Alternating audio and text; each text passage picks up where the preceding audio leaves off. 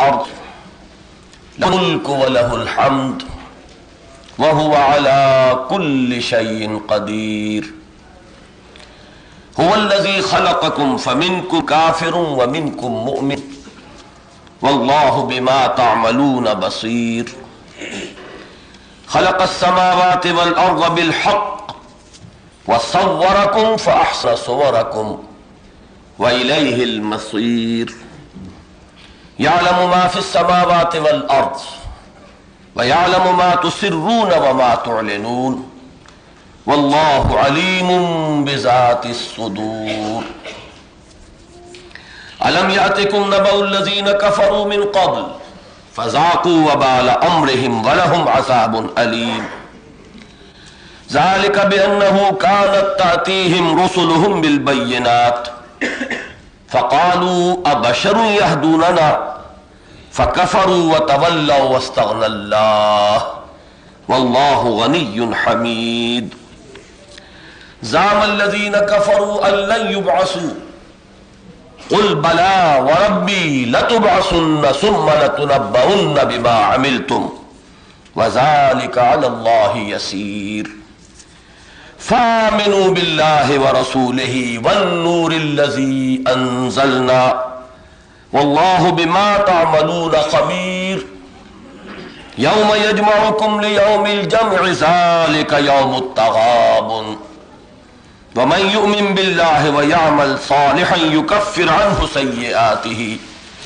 ويدخله جنات تجري من تحتها الأنهار خالدين فيها أبدا ذلك الفوز العظيم والذين كفروا وكذبوا بآياتنا أولئك أصحاب النار خالدين فيها وبئس المصير ما أصاب من مصيبة إلا بإذن الله ومن يؤمن بالله يهد قلبه والله بكل شيء عليم وأطيعوا الله وأطيعوا الرسول فإن توليتم فإنما على رسولنا البلاغ المبين الله لا إله إلا هو وعلى الله فليتوكل المؤمنون يا أيها الذين آمنوا إن من أزواجكم وأولادكم عدوا لكم فاحذروهم وإن تعفوا وتصفحوا وتغفروا فإن الله غفور رحيم إنما أموالكم وأولادكم فتنة والله عنده أجر عظيم فاتقوا الله ما استطعتم واسمعوا وأطيعوا وأنفقوا خيرا لأنفسكم ومن يوق شح نفسه فأولئك هم المفلحون إن تقرضوا الله قرضا حسنا يضاعف لكم ويغفر لكم والله شكور حليم عالم الغيب والشهادة العزيز الحكيم صدق الله العظيم رب اشرح لي صدري ويسر لي أمري واحلل عقدة من لساني يفقهوا قولي اللهم ربنا ألهمنا رشدنا وأعصمنا من شرور أنفسنا اللهم نفر قلوبنا بالإيمان واشرح صدورنا للإسلام اللهم وفقنا لما تحب وترضى اللهم وفقنا أن نجاهد في سبيلك بأموالنا وأنفسنا اللهم ارزقنا شهادة في سبيلك آمین یا رب العالمین۔ ان اجتماعات میں چند ماہ سے تسلسل کے ساتھ جن صورتوں کا مطالعہ ہو رہا ہے وہ آپ کو یاد ہوگی کہ پہلے اس سلسلہ سور میں سورہ صف کا ہم نے مطالعہ کیا، پھر سورہ جمعہ کا، پھر سورہ منافقون کا، اور اب یہ سورہ تغابن ہے۔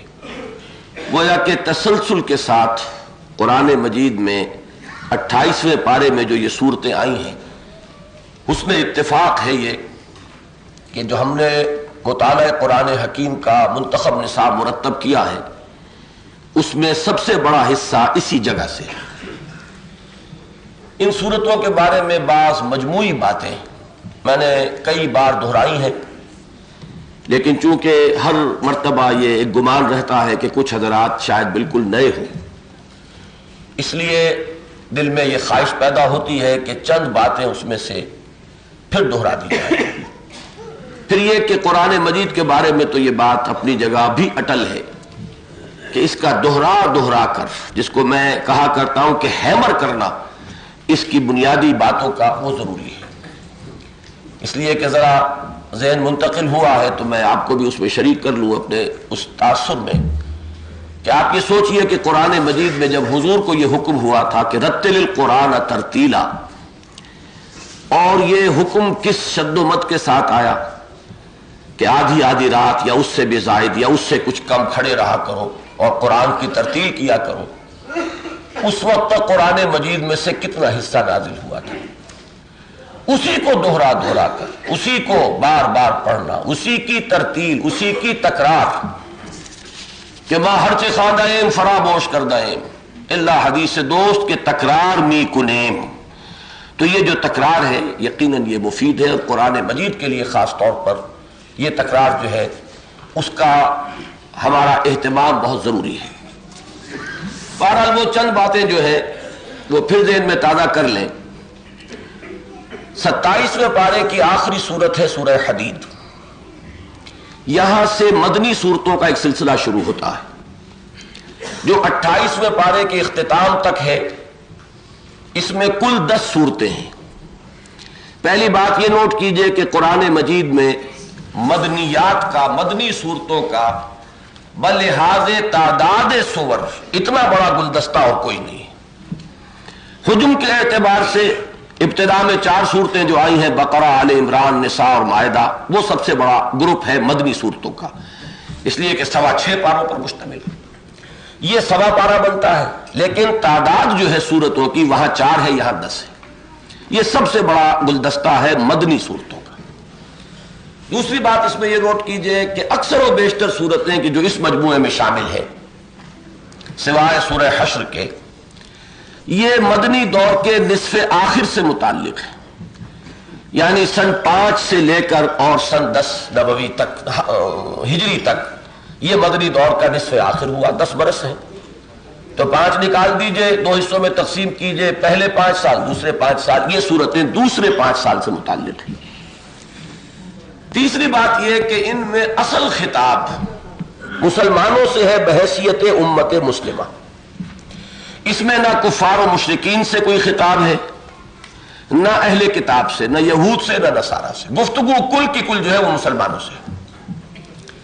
چوتھی بات یہ کہ مسلمانوں سے جو گفتگو ہوئی ہے اس میں بھی اکثر صورتوں میں ایک مشترک وصف ملے گا کہ زجر کا، ملامت کا، جھنجھوڑنے کا، جیسے کہ تاثر یہ ملتا ہے کہ امت مسلمہ میں بحیثیت مجموعی کچھ ان کے حرارت ایمانی میں کمی آ رہی ہے، کچھ جوش جہاد میں کمی محسوس ہو رہی ہے، انفاق میں کمی محسوس ہو رہی ہے، تو اس پر ذرا جھنجھوڑنے کا انداز، تمہیں کیا ہو گیا ہے، ما لکم لا تؤمنون باللہ، تمہیں کیا ہو گیا، اللہ کی راہ میں خرچ کیوں نہیں کرتے، وما لکم الا تنفقوا فی سبیل اللہ۔ ہم نے سورہ صف میں دیکھا یا ایھا الذین آمنوا لم تقولون ما لا تفعلون۔ سورہ جمعہ میں بھی یہی انداز آپ کو ملے گا۔ پھر سورہ منافقون تو خیر بہت ہی زجر والی صورت ہے۔ ان میں سب میں یہ ایک مشترک وصف ہے۔ اس کی وجہ کیا ہے، یہ اشتباہ نہ ہو جائے کہ صحابہ کرام کے جذبات ایمانی میں اور جوش جہاد میں کوئی کمی حضور ہی کی حیات طیبہ کے دوران ہو گئی تھی۔ اس کو جان لیجئے کہ اصل میں جیسے جیسے بات آگے بڑھی، جو نئے لوگ داخل ہوئے مسلمانوں میں، ظاہر بات ہے کہ ان کی ابھی تربیت نہیں ہوئی تھی، تو اگر اوسط نکالیں گے تو پھر وہ بحیثیت مجموعی ایک کمی کی بات سامنے آ جائے گی۔ کہ سورہ حجرات کی وہ آیت ہم نے پڑھی، قالت الاعراب آمنا قل لم تؤمنوا ولكن قولوا اسلمنا ولما يدخل الايمان في قلوبكم۔ اس کا کوئی امکان نہیں ہے کہ حضرت ابوبکر کے حرارت ایمانی میں کوئی کمی آئی ہو، یا حضرت عمر کے جوش جہاد میں کوئی کمی آئی ہو، یا حضرت علی یا حضرت عثمان کے ذوق انفاق میں یا ذوق شہادت میں کوئی کمی آئی ہو۔ لیکن یہ کہ بہرحال اب جو نئے لوگ شامل ہوتے چلے جا رہے ہیں ان کا رتبہ تو وہ نہیں ہے، وہ مقام نہیں ہے۔ لہذا جب آپ اوسط نکالیں گے تو بحیثیت مجموعی امت مسلمہ جو اس وقت وجود میں آ چکی تھی، اب اس کا اوسط وہ نہیں ہے کہ جو مکی دور میں مثلاً صحابہ کرام کا تھا یا ابتدائی مدنی دور میں جو ان کی ایک ان کیفیات کے اعتبار سے حیثیت تھی. تو اس کو اللہ تعالیٰ نے گویا کہ ہمارے لیے، میں یہ کہا کرتا ہوں کہ ہمارے لیے یہ اس قدر قیمتی بات ہے کہ جبکہ ہم اس اعتبار سے بہت ہی نیچے جا چکے ہیں، تو ہمارے لیے یہ آیات اور یہ صورتیں جو ہیں خاص طور پر بہت متعلق ہیں کہ ہمارے اس حرارت ایمانی کو اور جذبہ جہاد کو پھر جوش دلانے کے لیے ان صورتوں میں بہت ہی مؤثر مواد موجود ہے. یہ چند باتیں ہیں کہ جو ان صورتوں کی مشترک ہے. بس ایک بات اور، یہ کل 10 صورتیں ہیں جن میں سے 5 کا آغاز ہوا ہے تسبیح باری تعالیٰ کے ذکر سے، یا وہ ماضی کے صیغے سے ہے سبح للہ، سبح للہ ما فی السماوات والارض، سورہ حدید. سبح للہ ما فی السماوات وما فی الارض، یہ سورہ صف. یسبح للہ، یہ مضارع کا صیغہ، یسبح للہ ما فی السماوات وما فی الارض الملک القدوس العزیز الحکیم، یہ سورہ جمعہ ہے. اور یسبح للہ ما فی السماوات وما فی الارض لہ الملک ولہ الحمد وہو علی کل شیء قدیر، یہ سورہ تغابن کا آغاز ہے. تو ان سورتوں کا یہ 5 ہے، سورہ حدید، سورہ حشر، سورہ صف، سورہ جمعہ، سورہ تغابن. ان کی اس مجموعے میں بھی ایک امتیازی شان ہے. ان کے لیے اگر ایک نام ہم قرار دیں تو مسبحات، وہ صورتیں کہ جن کے آغاز میں تسبیح باری تعالیٰ کا ذکر ہے. مضمون تو ایک ہی ہے، لیکن ہر صورت کے لیے جب وہ تمہید کا کام دیتا ہے تو اس صورت میں جو مضمون آ رہا ہے اس کے اعتبار سے اس کا ایک اور ہی رنگ نکھر کر آتا ہے. تو 5 صورتیں وہ ہیں جو بلا کسی تمہید کے شروع ہوتی ہیں، 5 یہ کہ جو تسبیح سے شروع ہوتی ہیں. ان میں سے بھی اور اس پورے مجموعے کے لیے بھی جامع ترین صورت سورہ حدید ہے. ہمارے اس منتخب نصاب کا اختتام پھر سورہ حدید پر ہوتا ہے. بہرحال یہ چند باتیں جاننے کے بعد اب ہم نے اس سلسلے کی جو صورتیں پڑھی ہیں یاد کر لیجئے، سورہ صف، سورہ جمعہ. ان دونوں کو ہم یہ کہہ سکتے ہیں کہ وہ سیرت النبی کے 2 رخ ہیں جن سے بحث کرتی ہیں. سورہ صف میں نبی اکرم صلی اللہ علیہ وسلم کا مقصد بعثت، کیوں بھیجے گئے، ہدف کیا ہے، وہ یہ آیہ مبارکہ هو الذی ارسل رسولہ بالہدی ودین الحق لیظہرہ علی الدین کلہ. آج جمعے کی کہ ہماری تقریر میں بھی درس میں یہ مقام آیا تھا، یہی آیت ذرا سے فرق کے ساتھ آخر میں کفا باللہ شہیدا، یہ الفاظ ہیں جو سورہ فتح میں آئے ہیں، اور وَلَوْ كَرِهَ الْمُشْرِكُونَ یہ سورہ صف میں اور سورہ توبہ میں. یہ سورہ مبارکہ ہے جو حضور کے اس جد و جہد کے ہدف کو معین کرتی ہے، جانا کہا ہے، اور مسلمانوں کو جھنجھوڑ کر اس کے لیے جد و جہد کرنے کی دعوت دیتی ہے، جس کا عنوان ہے جہاد. کہ اب یہ جو مقصد ہے ایسے ہی تو حاصل نہیں ہو جائے گا، دین کے غلبے کے معنی ہے ایک انقلاب. اس انقلاب کے لیے انقلابی جد و جہد، ایثار، قربانی، محنت، مصائب کا جھیلنا، گھر بار چھوڑنا، جانے تک پیش کر دینا، یہ اگر نہ ہو تو انقلاب تو نہیں آتا. تو اے مسلمانوں، هل ادلکم علی تجارۃ تنجیکم من عذاب علیم تؤمنون باللہ ورسولہ وتجاہدون فی سبیل اللہ باموالکم وانفسکم. اس جہاد کا نقطہ عروج ہے قتال. چنانچہ سورہ صف میں آیت نمبر 4 وہ ہے کہ جو قتال کے موضوع پر، قتال فی سبیل اللہ کے موضوع پر قرآن مجید کی اہم ترین آیات میں سے ان اللہ یحب الذین یقاتلون فی سبیلہ صفا کانہم بنیان مرصوص. تو معلوم ہوا کہ یہ سیرت النبی ہی کا ایک رخ ہے. دوسرا رخ کیا ہے کہ اس کے لیے حضور نے جو طریقہ کار اختیار کیا وہ کیا تھا. اس لیے کہ کسی بھی انقلاب کے لیے پہلے مردان کار کی ضرورت ہے، وہ لوگ جو تن من دھن لگا دینے کے لیے تیار ہو. وہ آسانی سے تو کہیں ایسی چیز تو نہیں ہے کہیں کوئی کموڈیٹی کے جہاں سے آپ چاہیں آرڈر دیں اور حاصل کر لیں. وہ تو ایک ایک آدمی بنانا پڑتا ہے. ان کی سیرتیں، ان کے کردار، ان کے انداز، ان کے اندر وہ جذبہ انفاق، جوش جہاد، اگر یہ پیدا نہیں ہوگا، وہ ملزم نہیں ہوں گے، ڈسپلن نہیں ہوں گے، ان کی تربیت نہیں ہوگی، ان کا تزکیہ نہیں ہوگا، تو چاہے کتنی ہی خواہش دل میں رہے وہ دین غالب نہیں ہوگا، دین قائم نہیں ہوگا، اسلامی انقلاب نہیں آئے گا. وہ جو ابتدائی عمل ہے وہ حضور نے کیسے سر انجام دیا، یہ بھی گویا کہ اسی سیرت کا دوسرا رخ ہے. یہ ہے سورہ جمعہ کا مرکزی مضمون، هو الذی بعث فی الامیین رسولا منہم یتلو علیہم آیاتہ ویزکیہم ویعلمہم الکتاب والحکمہ وإن كانوا من قبل لفی ضلال مبین۔ یہ دونوں صورتیں ہم پڑھ چکے۔ اب اس کے بعد سورہ منافقون جو آئی، اس کا ربط کیا تھا کہ اگر یہ جو قول ہے جہاد کی، اگر اس سے اعراض کرو گے، جی چراؤ گے، تو اس کی ایک صدا یہی لے گی، اور وہ یہ ہے کہ نفاق بیج تمہارے دلوں میں پڑ جائے گا۔ وہ نفاق جب یہ بیج پورے طور پر بارآور ہوتا ہے، تناور درخت بنتا ہے، تو وہ کیسی ہلاکت خیز ایک بیماری ہے جو انسان کے لیے تباہی کا سامان لے کر آتی ہے۔ اس نفاق پر پھر پوری ایک مکمل سورت 11 آیات پر مشتمل، وہ ہم نے پچھلے ماہ پڑھی تھی، اس کا مطالعہ ایک نشست میں اللہ کے فضل و کرم سے مکمل ہو گیا تھا۔ یہ مرض ہے کیا، اس کی حقیقت کیا ہے، اس کا سبب کیا ہے، اس کی علامات کیا ہے، اس کا پروگنوسس کیا ہے، اس کی تباہ کاری کا کیا عالم ہے، پھر یہ کہ اگر یہ ہو جائے تو اس کا ازالہ کیسے ہوگا، کیوریٹو ٹریٹمنٹ کیا ہے، اور اس سے بچنا چاہے کوئی، اس کی چھوت نہ لگنے پائے تو اس کی تدبیر کیا ہے۔ ایک مرض کے ضمن میں ہمارے ہاں جو ٹیکسٹ بکس ہوتی ہیں میڈیسن کی، جتنے عنوانات ہوتے ہیں کسی بیماری کے ضمن میں، ان سب کا ذکر اس ایک سورت میں سورہ منافقون میں موجود ہے۔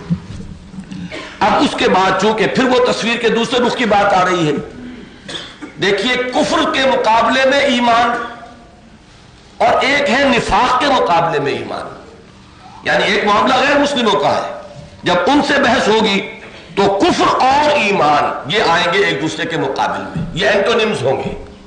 لیکن ایک وہ کفر حقیقی بھی ہے کہ جو قانون اسلام ہے، حقیقتاً کفر ہے، وہ ہے نفاق۔ تو جب نفاق کی بحث آئی کفر حقیقی کی، تو اس کے ساتھ ہی تصویر کا دوسرا رخ ایمان کیا ہے، ایمان کی حقیقت کیا ہے، اس کو پہچانا۔ اس پر یہ سورہ مبارکہ جو ہے سورہ تغابن، میرا یہ تاثر ہے کہ قرآن مجید کی جامع ترین صورت ہے۔ واقعہ یہ ہے کہ ان صورتوں میں اللہ تعالیٰ نے خلاصے دیے کہ نفاق کی حقیقت تفصیلاً زیر بحث آئی سورہ نساء میں، سورہ توبہ میں، سورہ احزاب میں، سورہ آل عمران میں، لیکن یہ ہے کہ 11 آیات جس میں کہ وہ سارے مضامین سمو لیے گئے، وہ سورہ منافقون ہے جو اس مجموعے میں شامل ہے۔ اسی طرح ایمان کیا ہے، ایمان کے ثمرات کیا ہیں، ایمان کے لوازم کیا ہیں، ایمان کن کن باتوں کے ماننے کا نام ہے، ایمان سے انسان کے نقطۂ نظر میں کیا فرق واقع ہوتا ہے، اس کے عمل میں کیا تبدیلی آتی ہے، اس کی گھریلو زندگی کا نقشہ کیا بدلتا ہے، اس کی جد و جہد کا رخ کیا بن جاتا ہے، اس کا تو سارا معاملہ اصل میں تو جو مکی صورتیں ہیں ان میں زیر بحث آیا ہے۔ لیکن یہ کہ مکی صورتیں، سورہ انعام، سورہ اعراف، بڑی طویل صورتیں، اب ایمان کی حقیقت ان سب میں سے نکال کر اگر آپ اس کا خلاصہ بنائیں گے، اس کا عطر کشید کریں گے، تو وہ یہ 18 آیتیں ہیں سورہ تغابن کی۔ اس میں جو ترتیب ہے اس کو بھی پہلے سمجھ لیں، تقسیم اور ترتیب۔ یہ 2 رکوع ہیں، پہلے رکوع میں 10 آیات ہیں، دوسری میں 8۔ پہلی 10 آیات میں سے 7 آیات میں ایمانیات ثلاثہ کا ذکر ہے۔ اس میں بھی ترتیب کیا ہے؟ توحید اور ذات و صفات باری تعالیٰ پر 4 آیات، رسالت کے ضمن میں 2 آیات، آخرت کے ضمن میں 1 آیت۔ 7 آیات میں ایمانیات ثلاثہ کا ذکر ملے گا۔ اس کے بعد 3 آیات میں ایمان کی دعوت ملے گی کہ یہ حقائق تو اپنی جگہ ہے، کوئی مانے یا نہ مانے، تمہاری فلاح اس سے وابستہ ہے کہ ان حقائق کو تسلیم کرو، فآمنوا، یہ فا سے شروع ہوگی آیت نمبر 8۔ اب اس میں یہ دعوت ایمانی، اس میں پھر ترتیب الٹ گئی۔ اب یہاں زیادہ زور آپ کو ملے گا آخرت پر، اور توحید اور رسالت کو 1 آیت میں سمو لیا ہے۔ یہ گویا کہ ایک طرح کا بیلنس ہے کہ تفصیل جب بیان ہو رہی تھی تو سب سے بڑھ کر توحید، پھر رسالت، پھر معاد، لیکن جب دعوت دی گئی ہے تو اس میں معاد آپ دیکھیں گے ایمان بالآخرہ وہ سب سے نمایاں۔ اگلی جو 8 آیات ہیں ان میں ایمان کے ثمرات، ایمان کے لوازم، ایمان کے نتائج، وہ اس کی تھوڑی سی وضاحت میں سمجھتا ہوں کہ مناسب ہوگی کہ ایک تو ہمارا تصور ہے ایمان کا، وہ تو یہ ہے کہ وراثتاً منتقل ہونے والا ایک عقیدہ ہے، ایک ڈوگما ہے، وہ ہمارا ایک نیشنل کریڈ ہے، اور ریشیل ہے ایک شے کہ جو ہمیں نسلاً منتقل ہو گئی ہے، لہذا اس کے ثمرات، اس کے نتائج شاذ کہیں نظر آ جائے تو آ جائے، وہ بھی بہت غنیمت ہوگا. اکثر و بیشتر ہماری زندگی کا رخ وہی ہے جو ان کا ہے، جو نہ آخرت کو جانتے ہیں نہ اللہ کو مانتے ہیں. وہی بھاگ دوڑ، وہی ہماری جد و جہد، وہی ہماری ویلیوز، انہی چیزوں کے حصول کے لیے صبح سے شام تک کی محنت و مشقت. جو خدا کو نہیں مانتا اس کا نقشہ زندگی دیکھ لے، جو خدا کو مانتے ہیں ہماری طرح کے لوگ، ان کا آپس میں کمپیئر کریں گے تو سرے منہ فرق نہیں ہوگا، سوائے یہ کہ چند کو رسومات ہو سکتا ہے کہ وہ صرف ایک کاسمیٹک ٹریٹمنٹ کی حد تک کچھ اوپر کی ٹیپ ٹاپ میں تھوڑا سا فرق نظر آئے تو آئے، ورنہ پرسنالٹی میں بنیادی طور پر کوئی فرق نہیں. تو اس کو ذرا اپنی نگاہ سے اوجھل کر دیجئے. اصل میں ایمان جبکہ کوئی شخص اسے شعوری طور پر اختیار کرے، یہ اختیار کرنا خیر سے باب افتعال ہے. اختیار کے اصل لفظی معنی کیا ہے؟ کسی چیز کو اچھا سمجھ کر اپنے لیے اس کو چن لینا، یہ اختیار ہے. میں نے اس کو اچھا سمجھا، صحیح سمجھا، بہتر سمجھا تو میں نے اس کو ایڈاپٹ کیا ہے. اختیار کے معنی یہ. اگر شعوری طور پر کوئی شخص اللہ پر ایمان لاتا ہے، اللہ کی ذات و صفات پر اسے یقین حاصل ہوتا ہے، اللہ کے حاضر و ناظر ہونے کا اسے یقین رہتا ہے، اسے مستحضر رہتی ہے یہ حقیقت کہ ہوا معکم اینما کنتم، جہاں کہیں بھی تم ہوگے تمہارے ساتھ ہوگا. اسے مستحضر رہتی ہے بات کہ وہ بصیر ہے، وہ خبیر ہے، وہ علیم ہے، وہ لطیف ہے. اب آپ بتائیے کہ ایسے شخص کا طرز عمل کیا زمین و آسمان والے فرق والا نہیں ہو جائے گا؟ ایک شخص جس کے دل میں واقعتاً یقین بیٹھ گیا ہو کہ یہ زندگی تو بہت ہی حقیر زندگی ہے، اصل زندگی تو آخرت کی زندگی ہے. وَإِنَّ دَارَ الْآخِرَةَ لَهِيَ الْحَيَوَانُ لَوْ كَانُوا يَعْلَمُونَ. اصل زندگی تو آخرت کی ہے، کاش کہ انہیں معلوم ہوتا. اب ایک یہ ہے کہ صرف آخرت کا اقرار ہے، ہاں جی ہے، بعث بعد الموت ہے، مانتے ہیں، جنت ہے، دوزخ ہے، لیکن جیسا کہ میں نے عرض کیا یہ ایک پوٹلی بندی ہوئی ہمارے ذہن کے کسی گوشے میں رکھی ہوئی ہے علیحدہ. اس کے ہمارے سوچ سے، نقطہ نظر سے، ہمارے ویلیو سٹرکچر سے کوئی تعلق نہیں، تو کوئی نتیجہ واقع نہیں ہوگا. لیکن یہ یقین بیٹھ جائے دل میں تو پھر تو نتیجہ وہ نکلے گا جو حضور نے ایک مرتبہ حضرت عبداللہ ابن عمر رضی اللہ تعالیٰ عنہما کے دونوں کاندھوں پر اپنے دستے مبارک رکھے اور پھر جو فرمایا، کاندھوں کو شانوں کو پکڑ کر، کن فی الدنیا کانک غریب و عابر سبیل، دنیا میں ایسے رہو جیسے کہ تم راہ چلتے مسافر ہو یا اجنبی ہو. یہ بالکل منطقی نتیجہ ہے اس کا. اگر آخرت کا یقین پیدا ہو، رسالت کا یقین پیدا ہو جائے تو کیا ہوگا؟ پھر اتباع نبوی جو ہے اس کے لیے کسی اس کو خارجی تحریک یا کسی واعظ اور نصیحت کی ضرورت نہیں ہوگی. پھر تو اس کے اپنے اندر سے جذبہ ابھرے گا کہ محمد رسول اللہ صلی اللہ علیہ وسلم کے نقش قدم کی پیروی کریں. تو یہ جو ثمرات اور نتائج جن کو میں کہہ رہا ہوں ایمان کے، ان کی اس قدر خوبصورتی کے ساتھ اس سورت کے دوسرے رکوع کے اندر بحث ہوئی ہے 5 آیات میں. 5 آیات میں ان کو بیان کرنے کے بعد پھر ایک دعوت کا اسلوب ہے، فاتقوا اللہ ما استطعتم. وہاں بھی کلمہ فا آئے گا. یہ 2 فا اس سورہ مبارکہ میں اس کی ترتیب کو سمجھنے کے لیے، مستحضر رکھنے کے لیے بہت اہم ہے. بس اگر تم نے سمجھ لیا کہ ایمان کے ثمرات و نتائج یہ ہیں تو ان کو عملاً اختیار کرو. تو یہ 4 حصے بن جائیں گے اس سورہ مبارکہ کے. اب اللہ کا نام لے کر اس کے مطالعے کا آغاز کیجیے. یسبح للہ ما فی السماوات و ما فی الارض. اللہ کی تسبیح کرتی ہے ہر وہ شے جو آسمان میں ہے اور ہر وہ شے جو زمین میں ہے. میں نے عرض کر دیا الفاظ 5 صورتوں کے لیے تمہید کا کام دیتے ہیں. صرف یہ فرق پڑا ہے کہ کہیں یسبح للہ ہے، کہیں سبح للہ ہے، کہیں صرف ہے ما فی السماوات والارض، کہیں ما کو دوبارہ دوہرا کر لایا گیا ما فی السماوات و ما فی الارض. اس میں در حقیقت ایک طرف تو زمانے کا احاطہ ہو گیا کہ فعل ماضی بھی آ گیا، فعل مضارع بھی آ گیا. فعل مضارع میں عربی میں حال بھی ہے، مستقبل بھی ہے. گویا کہ یہ جو حقیقت بیان کی جا رہی ہے یہ ایک ایسی ابدی حقیقت ہے کہ جو ہمیشہ سے ہوتی چلی آ رہی ہے، ہر آن ہو رہی ہے، ہمیشہ ہوتی رہے گی. زمانے کا احاطہ. قرآن مجید جیسا کہ میں نے پہلے بھی عرض کیا ہے منطقی اصطلاحات استعمال نہیں کرتا، لیکن اسی مفہوم کو وہ سادہ الفاظ میں کہ جو ایک دیہاتی بدو بھی سمجھ لیتا تھا ان میں بیان کرتا ہے. ایک فلسفی اور منطقی کے لیے اسی میں اپنے لیے غور و فکر کا مواد موجود ہے، جسے ہم زمان و مکان کہتے ہیں. ایک اصطلاح ہے ٹائم اینڈ اسپیس. اب اس کا احاطہ کرنے کے لیے ہم اگر کوئی منطقی یا کوئی فلسافیکل ٹرمینالوجی اڈاپٹ کریں گے عام آدمی کی سمجھ میں نہیں آئے گا۔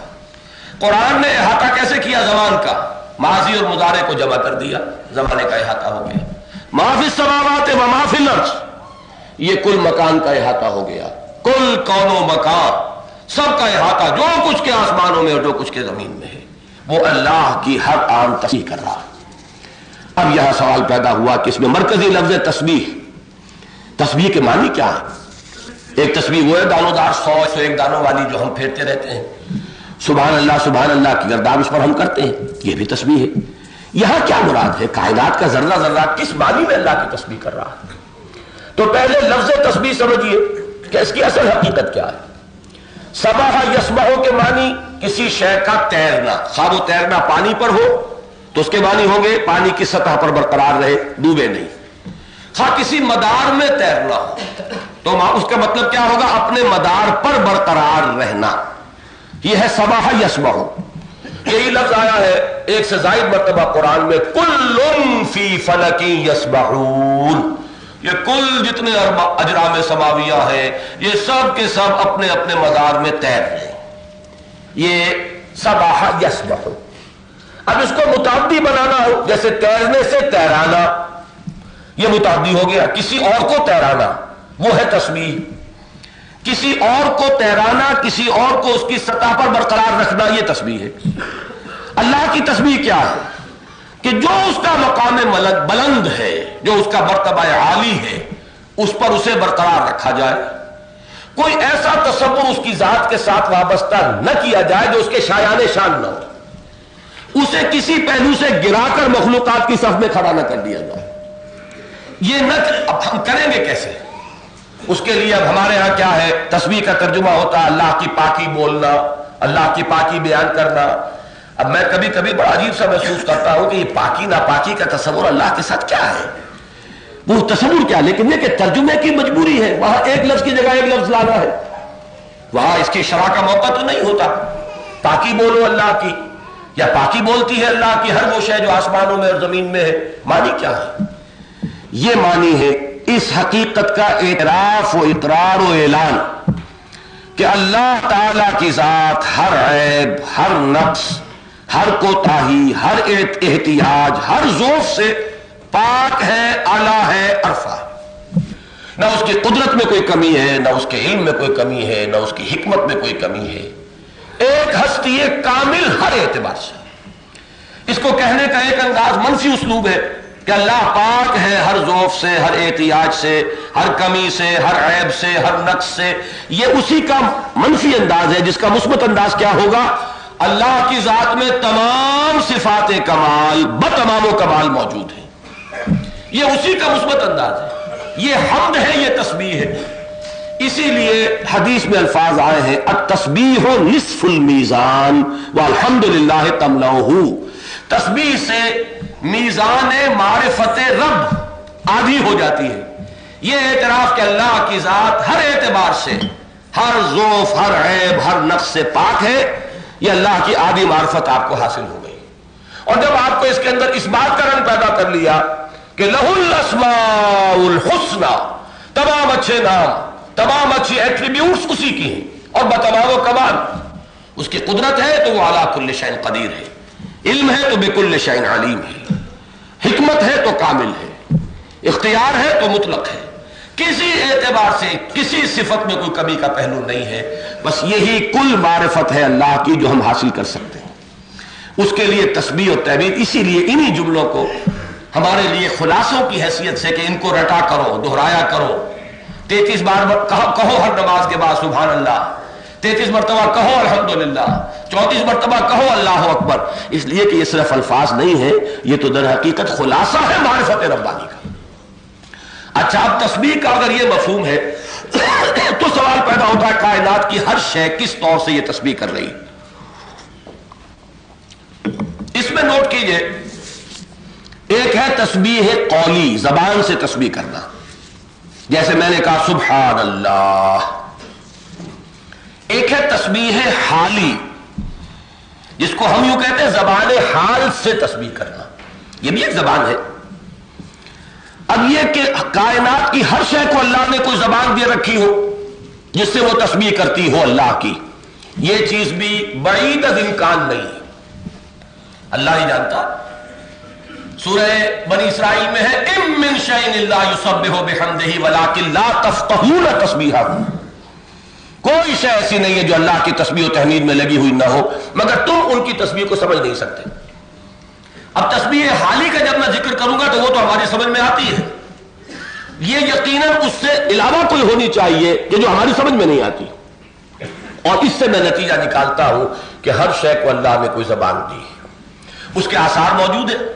قرآن مجید میں ایک سے زائد مقامات پر ذکر موجود ہے کہ حضرت داؤد علیہ السلام جب حمد کے ترانے الاپتے تھے رات کے پچھلے پہر تو پہاڑ بھی ساتھ شریک ہوتے تھے، پرندے ساتھ شریک ہوتے تھے۔ قرآن مجید میں تو صریحت مذکور ہے۔ پھر قرآن مجید میں یہ بھی مذکور ہے کہ قیامت کے دن ہمارے اپنے اعضاء، ہماری اپنی یہ کھال جو ہے ہمارے خلاف گواہی دے گی۔ اس وقت ہم کہیں گے لما شہدتم علینا، یہ تمہیں کیا ہوا، ہمارے جسم کے اعضاء و جوارے ہو کر ہمارے خلاف گواہی دے رہے ہو۔ اس وقت وہ کیا کہیں گے، انطقنا اللہ الذی انطق کل شیء، آج ہمیں بھی اس اللہ نے گویائی عطا فرما دی جس نے ہر شیء۔ اب اس لفظ کل پر زور دے کر جب پڑھیں گے کل شیء، اور وہ ہر شے کے لیے اللہ نے کوئی نطق اور کوئی گویائی رکھی ہوئی ہے، ولکن لا تفقہون تسبیحہ۔ تو یہ چیز تو وہ ہے جو سمجھ میں آ گئی، جو سمجھ میں نہیں آئی دوسری جو تسبیح ہے وہ سمجھ میں آتی ہے، وہ تسبیح عملی کہہ لیں، تسبیح حالی کہہ لیں۔ اس کی مثال میں دیا کرتا ہوں، اگر یہاں کوئی تصویر لگی ہوئی ہوتی اس وقت کسی مصور کا شاہکار، تو وہ تصویر اپنی زبان حال سے یا تو مصور کے اناڑی پن کی گواہی دے رہی ہوتی یا اس کے کمال فن کی شہادت دے رہی ہوتی۔ کوئی مصنوع، کوئی میز جو کسی بڑھئی نے بنائی ہے، وہ یا اس کے اناڑی پن کا ثبوت ہے، منہ بولتا ثبوت ہم کہیں گے، یا یہ کہ وہ اس کے کمال فن کی گواہی دے گی اپنی زبان حال سے۔ اس معنی میں کائنات کا ذرہ ذرہ گواہی دے رہا ہے کہ میرا بنانے والا، میرا پیدا کرنے والا ہر اعتبار سے ایک ہستی کامل ہے، نہ اس کی قدرت میں کوئی کمی، نہ اس کے علم میں کوئی کمی، نہ اس کی حکمت میں کوئی کمی۔ کوئی شے ہے جیسے کہ چیلنج کیا گیا ہے سورہ ملک میں، ما ترى في خلق الرحمن من تفاوت فارجع البصر هل ترى من فطور ثم ارجع البصر كرتين ينقلب اليك البصر خاسئا وهو حسير۔ تم اس پوری کائنات میں نگاہیں دوڑاؤ، بار بار چیزوں کو دیکھو، تمہیں کہیں کوئی رخنہ، کوئی کمی، کوئی عیب کہیں کوئی نظر آتی؟ اگر نہیں ہے تمہاری نگاہیں تھک ہار کر لوٹ آئیں گی، تم کہیں بھی نشاندہی نہیں کر سکو گے۔ تو اس کے کیا معنی ہوئے کہ جو ان کا پیدا کرنے والا ہے وہ ہر عیب سے پاک ہے، وہ المصور ہے تو اس کی مصوری جو ہے بے عیب ہے، وہ الخالق ہے تو اس کی تخلیق جو ہے وہ بے عیب ہے، اس میں کہیں کوئی کمی نہیں۔ یہ الفاظ اللہ تعالیٰ کے ناموں کے طور پر آئے ہیں سورہ حشر، جس میں کہ یہ وہ بھی اسی مجموعے کی صورت ہے، اور اس میں سب سے بڑا گلدستہ اللہ کے ناموں کا آیا ہے۔ ایک آیت میں 8 اللہ کے نام، الملک القدوس السلام المومن المہیمن العزیز الجبار المتکبر، کہیں اور نہیں ملے گا۔ پھر اگلی آیت میں هو اللہ الخالق البارئ المصور، وہ خالق ہے، باری ہے، مصور ہے۔ اب دیکھو جو اصغر گونڈوی مرحوم نے جو شعر کہا کہ ردائے لالا و گل پردہ ماہو انجم، جہاں جہاں وہ چھپے ہیں عجیب عالم ہے، یہ سب اسی کی خلاقی ہے۔ معمور ہو رہا ہے عالم میں نور تیرا، از ماہتاب ماہی سب ہے ظہور تیرا۔ سعدی نے کہا برگ درختان سبز در نظر ہوشیار، ہر ورق دفتر است از معرفت کردگار۔ تو یہ ہے دیکھنے والی آنکھ چاہیے، تمہیں محسوس ہوگا دیدن دیگر آموز سنیدن دیگر آموز۔ اگر وہ باطنی سنیدن حاصل ہو جائے انسان کو تو وہ گویا کہ ہر شے کو سنے گا یہ کہتے ہوئے کہ سبحان اللہ، کائنات کی ہر شے جو ہے گویا کہ تسبیح کر رہی ہے۔ اب یہاں جو بات نوٹ کرنے کی، یہ بات میں نے تقریباً ہر سورت کے درس کی شروع میں دہرائی ہے، یہاں جو بات نوٹ کرنے کی ہے وہ یہ ہے کہ اصل میں چونکہ ایمان کی بحث آگے آ رہی ہے، قرآن مجید نے اگرچہ اللہ تعالیٰ کی معرفت کے دونوں راستوں کی نشاندہی کی ہے، یہ ذرا اہم موضوع ہے، اس پر توجہ کیجئے ایک راستہ ہے ان لوگوں کے لیے کہ جن کو جدید سائیکالوجی کی اصطلاح میں ایکسٹروورٹس کہتے ہیں. کچھ لوگ ہوتے ہیں کہ جن کا رجحان خارج ہی کی طرف رہتا ہے، وہ اپنے باطن کی طرف متوجہ ہوتے ہی نہیں. وہ جس کو اقبال نے کہا ہے کہ اپنے من میں ڈوب کر پا جا سراغ زندگی، یہ ایک دوسرا رجحان ہے، انٹروورٹس. کچھ لوگ ہوتے ہیں جو اپنے خیالات میں گم رہتے ہیں، اپنے اندر مگن رہتے ہیں، غور و فکر کا مادہ زیادہ ہے، لوگوں سے ملنے جلنے کی زیادہ انہیں خواہش نہیں ہوتی، وہ صرف اپنی ضرورت کے تحت ملنا جلنا ہے، باقی وہ خود اپنی دنیا میں مست. ایک وہ ہوتے ہیں کہ جن کو تنہائی کاٹ کھانے کو دوڑتی ہے، وہ دوڑتے ہیں باہر مجلس میں، محفل میں، بہت ٹاکیٹو ہوں گے، گفتگویں خوب کریں گے، مجلسی آداب ان کو خوب آتے ہیں، وہ باہر جائیں گے، کھیلیں گے، کودیں گے. یہ دو مزاج ہیں. ایمبیورٹس وہ لوگ ہوتے ہیں جن میں ان دونوں کے اندر توازن ہو، وہ بہت شاذ ہوتے ہیں. اب ایک اللہ کو جاننے کا راستہ ایکسٹروورٹس کے لیے وہ کیا ہے؟ کھول آنکھ، زمین دیکھ، فلک دیکھ، فضا دیکھ، مشرق سے ابھرتے ہوئے سورج کو ذرا دیکھ. افلا ينظرون الى الابل كيف خلقت والى السماء كيف رفعت والى الجبال كيف نصبت والى الارض كيف سطحت. کیا یہ غور نہیں کرتے؟ زمین کیسے بچھا دی گئی، آسمان کیسے اونچا کر دیا گیا، اونٹ کی تخلیق پر غور نہیں کرتے؟ کس طرح وہ اپنے انوائرنمنٹ کے ساتھ، ان حالات کے ساتھ جس میں اسے رہنا ہے، کس قدر مطابقت اس کے جسم کی، اس کے پاؤں کو دیکھو کتنے چوڑے چوڑے ہیں کہ وہ ریت میں دھستے نہیں ہیں. وہ ایک ایک ہفتہ جو ہے پانی نہ ملے گزارا کرتا ہے. گردن اتنی اونچی دی ہے کہ اونچی سے اونچا بھی اگر کوئی کیکر کا درخت ہے تو اس سے بھی وہ اپنے کچھ نہ کچھ پتے اور کچھ کانٹے چبا کے اپنے لیے غذا حاصل کر لے. یہ سب کچھ کیا ہے؟ ماحول کے ساتھ سازگاری. آخر کس کی ہے یہ؟ کس کی حکمت کا ظہور ہے؟ ایک راستہ یہ ہے کہ مخلوق کے ذریعے سے خالق کو پہچانو. خارج میں مشاہدہ کرو اللہ کی صنائی کا، خلاقی کا، اس کی تخلیقی قوت کا، اور اس سے اللہ کی عظمت کا ایک تصور، اس کا ایک نقش تمہارے دل پہ قائم ہو. ایک یہ ہے کہ اپنے من میں ڈوب کر پا جا سراغ زندگی. تمہارے اندر سب کچھ ہے. اب یہ مجھے یاد آ رہا ہے شعر حضرت بیدل کا، عبد القادر بیدل رحمت اللہ علیہ. وہ چونکہ خود اس دوسری قسم کے انسان تھے، انٹروورٹس، لہذا ان کا معاملہ یہ ہے کہ یہ باہر کی سیر کرنے والے انہیں معلوم ہوتا تھا کہ یہ گھٹیا قسم کے لوگ ہیں. کوئی لارس گارڈن کی سیر کو جا رہا ہے، پھول کھلے ہوئے ہیں ذرا، وہ یہ کہتے ہیں ہوس ستمست گر ہوست کشد کہ بے سیر و سرو سمندرا تجھے غنچہ کم نہ دمیدئی درے دل کشا بچمندرا.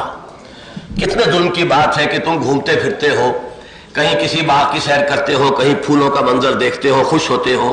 خدا کے بندے تیرے اپنے اندر ایک چمن آباد ہے، کبھی اپنے دل کے دروازے کھولو تو صحیح. تجھے غنچہ کم نہ دمیدئی در دل کشا بچمن درا، اپنے دل کے دروازے کھولو، کبھی اس باطنی چمن کی سیر کرو. لیکن یہ کہ قرآن مجید نے اگرچہ دونوں کی وفی انفسہم وفی انفسکم افلا تبصرون، تمہاری اپنے وجود کے اندر ہماری نشانیاں موجود ہیں، تم دیکھتے نہیں. تو ایک نشانیاں ہے آفاقی، ایک ہے یہ انفسی نشانیاں، وہ اپنے اندر جھانک کر. لیکن یہ کہ انسانوں کی عظیم اکثریت انہی لوگوں پر مشتمل ہے جو خارج کے مشاہدے سے وہ زیادہ اللہ تعالیٰ کی معرفت حاصل کر سکتے ہیں. اور میں یہ سمجھتا ہوں کہ یہ اس دور کا آغاز بھی تھا.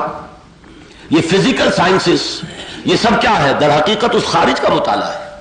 مختلف فزیکل فنومینا ہیں. آپ فزکس کو لے لیں، کیمسٹری کو لے لیں، جیولوجی کو لے لیں، ایسٹرونومی کو لے لیں، یہ سب کیا ہے؟ خارج کا مطالعہ ہے. اور اس کا کتنا مواد انسان نے جمع کر لیا ہے. اب اسی کے حوالے سے اللہ کی عظمت کو پہچانو، اس کی قدرت کا کوئی تصور قائم کرو، اس کی حکمت بالغہ کا کوئی تصور اپنے ذہن میں قائم کرو، تو یہی معرفت ربانی ہے. تو یہاں اس لیے یہ تمہید بنی، یسبح للہ ما فی السماوات و ما فی الارض لہ الملک و لہ الحمد. یہ ٹکڑا بہت اہم ہے. خلاصے ہے جیسا کہ میں نے عرض کیا، بادشاہی بھی اسی کی ہے اور حمد بھی اسی کی ہے. اب یہاں غور کیجئے، بادشاہی ڈی فیکٹو ڈی جیورے دونوں اعتبار سے کس کی ہے؟ کائنات کس نے پیدا کی؟ اس نے پیدا کی. حکومت کا حق پھر کس کو حاصل ہے؟ اسی کو حاصل ہے. ڈی جیورے وہی ہے بادشاہ حقیقی. جو کوئی اپنی حاکمیت کا تخت جما کر بیٹھا ہے وہ باغی ہے اللہ کا، اس لیے کہ کائنات اس کی ہے، تخلیق اس کی، لہذا ملکیت بھی اس کی، بادشاہی اسی کی. لا یشرک فی حکمہ احد، لم یکن لہ شریک فی الملک، بادشاہی میں اس کا کوئی شریک نہیں۔ اچھا، ڈی فیکٹو بھی اسی کی ہے۔ کبھی غور کیجئے اس پوری کائنات پر کس کا حکم چل رہا ہے؟ اللہ کا۔ خود انسانوں میں بغاوت ہے، لیکن ہر انسان غور کرے اس کے اپنے وجود میں کس کا حکم جاری و ساری ہے۔ یہ دل کس کے حکم سے حرکت کر رہا ہے؟ یہ جب بند ہوتا ہے تو کیا تم اس کو شروع کر سکتے ہو دوبارہ؟ یہ تمہاری عطریاں کس کے قانون کے تحت حرکت کرتی ہیں؟ تمہارا ایک ایک روح جو ہے کس کے قانون میں جکڑا ہوا ہے؟ جسم کے کسی حصے پر لاکھ نہ چاہو کہ آپ روزانہ صبح رگڑے، لیکن یہ کہ وہ تو اگلی صبح پھر برآمد ہو جائے، آپ کی جان کے لیے مصیبت، چاہے آپ کو پسند ہو چاہے نہ ہو، وہ تو آئے گا، اس لیے کہ وہ آپ کے حکم کے پابند نہیں ہے، وہ کسی اور کے حکم کے پابند ہے۔ ہمارے اپنے وجود کا ایک تھوڑا سا حصہ ہے جس میں ہمیں اختیار دیا گیا، اما شاکرا و اما کفورا، وہ جو ہمیں عقلی کی گانٹھ ملی وہ لے کر ہم پنساری بن کر بیٹھ گئے کہ ہم چما دیگرے نیست، میری مرضی، میری پسند، میرا اختیار۔ ورنہ یہ کہ حقیقت کے اعتبار سے کیا تم اور کیا تمہاری مرضی، جکا ہوا ہے تمہارا ایک ایک روح، ایک ایک سیل جو ہے تمہارے وجود کا، تمہارے ٹیشوز کا، وہ کسی اور کے قانون کا تابع ہے، تمہارا تابع نہیں۔ تو لہ الملک و لہ الحمد، بادشاہی اسی کی، ڈی جوڑے بھی ڈی فیکٹو بھی۔ اسی میں اصل میں پیارے الفاظ ہیں، وہ لارڈس پریئر جو ہے عیسائیوں کی، اس میں الفاظ آتے ہیں کہ اللہ جیسے تیری مرضی آسمان پر پوری ہوتی ہے ویسے ہی زمین پر بھی پوری ہو۔ یہ زمین میں بغاوت ہو گئی ہے، انسان نے سرکشی کی ہے، وہ خدا کے حکم کو پسے پش ڈالتا ہے، تو جیسے یہ سورج اور چاند اور ستارے یہ سب تیرے حکم میں جکڑے ہوئے ہیں اللہ، اسی طرح اس زمین میں بھی تیری ہی حکومت قائم ہو جائے۔ Thine kingdom come, thine will be done, تیری مرضی پوری ہو، تیری حکومت قائم ہو۔ آسمانی بادشاہت جو ہے اس کی خبر حضرت مسیح علیہ السلام دے رہے تھے۔ لہ الحمد، اور اس حمد کا لفظ جو ہے اس کی بھی میں نے پہلے تشریح کی ہے، پھر جمع دو، اس کے بھی دو حصے ہیں، ایک شکر اور دوسرے ثنا۔ دونوں کو جمع کریں گے تو لفظ حمد وجود میں آئے گا۔ یہ قرآن مجید کا اور ہمارے دین کا، اس کی حکمت کا اہم ترین لفظ ہے۔ شاید کبھی آپ نے غور نہ کیا، اور کیا وجہ ہے کہ حضور کا اسم گرامی بھی اسی لفظ سے ماخوذ، محمد، دوسرا اسم گرامی احمد، تیسرا اسم گرامی حامد، یہ ایک ہی لفظ کے گرد گھوم رہا ہے۔ اور حمادون، یہ امت جو ہے پوری، یہ حمادون ان کو کہا گیا، بہت ہی حمد کرنے والے۔ اور حضور کی ایک شان وہ ہے جو آخرت میں ظاہر ہوگی، وَلِوَاءُ الْحَمْدِ بِيَدِي، حمد کا جھنڈا اس روز میدان حشر میں میرے ہاتھ میں ہوگا، میں اللہ کی تعریف کروں گا۔ اور بڑے پیارے الفاظ ایک جگہ آتے ہیں کہ اس روز جو تعریف میں اللہ کی کروں گا، جو حمد کروں گا، وہ آج نہیں کر سکتا۔ بڑی معقول بات ہے، منطقی بات ہے۔ حمد آپ کریں گے کسی شے کی، اس کی معرفت کے مناسبت سے، جتنی اس کی جتنی گہرائی اور گہرائی میں اس کی پہچان آپ کو حاصل ہو گئی ہے، اتنی ہی تو اس کا وصف آپ بیان کر سکیں گے۔ اب ظاہر بات ہے کہ حضور کے تو جیسے کہ سورہ والضحیٰ میں کہا گیا ہے وَلَلْآخِرَةُ خَيْرٌ لَكَ مِنَ الْأُولَىٰ، آپ کی ہر گھڑی جو آنے والی ہے پچھلی گھڑی سے بہتر ہے۔ تو آپ کے اس معرفت کی گہرائی اور گہرائی میں بھی اضافے پر اضافہ ہوتا چلا جا رہا ہے۔ وہ معرفت جس اپنے ذیل کو پہنچی ہوئی ہوگی اس دن، اس کے اعتبار سے جب حمد کریں گے تو فرمایا اس روز جو حمد میں اللہ کی کروں گا وہ آج نہیں کر سکتا۔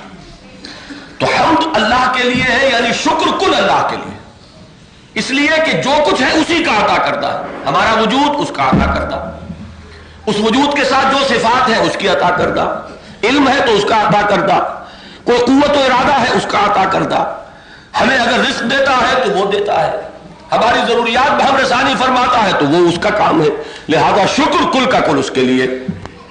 اور دیکھیے دو چیزیں ہوتی ہیں، ایک تو یہ کہ کسی شے سے براہ راست آپ کو نفع حاصل ہوا، آپ کی کوئی ضرورت پوری ہوئی، احتیاج پوری ہوئی، تکلیف رفع ہوئی، تب آپ لفظ شکر استعمال کرتے ہیں۔ اور جب کوئی چیز اپنی جگہ پر آپ کو محسوس ہو کہ بہت اچھی ہے، چاہے مجھے اس سے کوئی فائدہ نہیں پہنچا، تو آپ اس کی تعریف کرتے ہیں، اس کی ثنا کرتے ہیں۔ ان دونوں اعتبارات سے کل قابل تعریف چیزیں وہ بھی در حقیقت اللہ ہی کی ہیں۔ اس کائنات میں کسی شے میں حسن نہیں ہے، وہ حسن خداوندی ہے جس کا کہ ظہور ہو رہا ہے اس شے کے ذریعے سے۔ ہم پھول کو دیکھتے ہیں، یہ ہمارے جو اصل میں ایمانی کیفیات ہیں، یہ اس کے مظاہر ہیں۔ پھول کو دیکھا، پھول کی تعریف نہیں کریں گے، کیا کہیں گے؟ سبحان اللہ۔ پھول کو دیکھا ہے اور تسبیح اللہ کی کر رہے ہیں۔ پانی پیا ہے، پیاس بجھ گئی ہے، جان جو آئی ہوئی تھی لبوں پر، اب دوبارہ جو ہے وہ معلوم ہوا کہ جان پھر وجود کے اندر جم گئی ہے۔ اس میں بھی پانی کی کوئی نہ شکریہ ہوگا، نہ اس کا کی حمد ہوگی، نہ اس کا کوئی اس کی تعریف کی جائے گی۔ الحمدللہ، وہ حمد اللہ ہے۔ الحمدللہ الذی اطعمنی وسقانی وجعلنی من المسلمین، اس اللہ کا شکر ہے جس نے مجھے کھلایا اور پلایا اور مجھے مسلمانوں میں بنایا۔ تو شکر اور ثنا کل کی کل اللہ کے لیے۔ اب دیکھیے یہ ایک ہی آیت میں توحید باری تعالیٰ کا ذکر کتنے مختلف انداز میں ہو رہا اور کس طرح ایک ہی آیت نے اس کو کا احاطہ کر لیا ہے۔ اس کے بعد ایک صفت کا خاص طور پر ذکر، یہ میں بعد میں نوٹ کراؤں گا، پہلے بھی میں نے عرض کیا ہے کہ اللہ کی صفات میں سے دو صفات کا قرآن مجید سب سے زیادہ زور دے کر اور تکرار کے ساتھ ذکر کرتا ہے۔ ایک قدرت، ایک علم۔ ہوا علی کل شیء قدیر، ہوا بکل شیء علیم۔ اس کا ایک خاص سبب ہے، وہ میں بعد میں عرض کروں گا، لیکن یہاں لفظ کل کو میں چاہتا ہوں کہ ذہن نشین کر لیں۔ اللہ کی صفات کے ضمن میں یہ لفظ ہماری آخری پناہ گاہ ہے۔ اس کی شرح کیا ہے؟ دیکھیے، معرفت خداوندی کے دو حصے کیجئے، معرفت ذات، معرفت صفات۔ ذات ہمارے فہم سے، تصور سے، وہم سے بالا تر، وراء الورا ثم وراء الورا ثم وراء الورا، لہذا وہ تو آؤٹ آف باؤنڈز ہو گئی، وہ حصہ تو ہمارے دسترس سے باہر ہے۔ بڑا پیارا شعر یاد آ گیا ہے، پروفیسر یوسف سلیم چشتی کا اپنا شعر ہے یہ، مرحوم کا، اگرچہ وہ شاعر نہیں تھے، نہ شاعر کے ایسے مشہور تھے، لیکن یہ کہ ایک روز ایسے ہی بیٹھے ہوئے گفتگو میں ان کی زبان سے الفاظ نکلے، کہنے لگے یہ تو شعر ہو گیا۔ حق میری دسترس سے باہر ہے، حق کے آثار دیکھتا ہوں میں۔ اللہ کی ذات جو ہے وہ ہماری پہنچ سے بیونڈ اور ریچ، لیکن اللہ کی ذات کے آثار ہیں یہ جو بھی ہم دیکھ رہے ہیں، معمور ہو رہا ہے عالم میں نور تیرا، یہ آثار جو ہم دیکھ رہے ہیں انہی کے حوالے سے اللہ کو پہچانتے ہیں۔ تو ذات خارج از بحث، اب رہ گئی صفات۔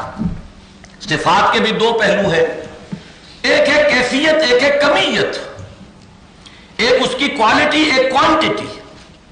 ہم یہ تو جان سکتے ہیں کہ اللہ قادر ہے، کتنا قادر ہے اس کا کوئی تصور ہمارے لیے ممکن ہے؟ اب اس کتنے کے لیے تو اپنا ذہن کا جو ہے وہ کتنی وسعت ہونی چاہیے۔ ہمارے پاس تو سمجھیے کہ وہ سناروں والی ترازو ہے جس میں تولے اور ماشے تو تل سکتے ہیں، لیکن یہ ٹنوں کو کیسے تولے؟ اور اس کی قدرت تو اتھا، بے نہایت، بے حد و حساب، تو ہمارے تصور میں نہیں آ سکتی۔ اس کا علم، کتنا علم، کیسے جان سکتے؟ اس کی حکمت، کتنی حکمت۔ تو معلوم ہوا کہ صفات میں سے بھی اس کی کیفیات ہمیں معلوم ہے، لیکن یہ کہ اس کی جو کمیت کا پہلو ہے وہ ہمارے دائرے سے باہر۔ اچھا، یہاں پر لفظ کل ہماری پناہ گاہ ہے۔ ہوا بکل شیء علیم، ہوا علی کل شیء قدیر۔ اسی کو آپ انگریزی میں اومنی کے لفظ سے تعبیر کیا کرتے ہیں، اومنی پوٹنٹ، اومنیشنٹ، اومنی پریزنٹ، ہر جگہ، ہر قدرت رکھنے والا، کل علم رکھنے والا۔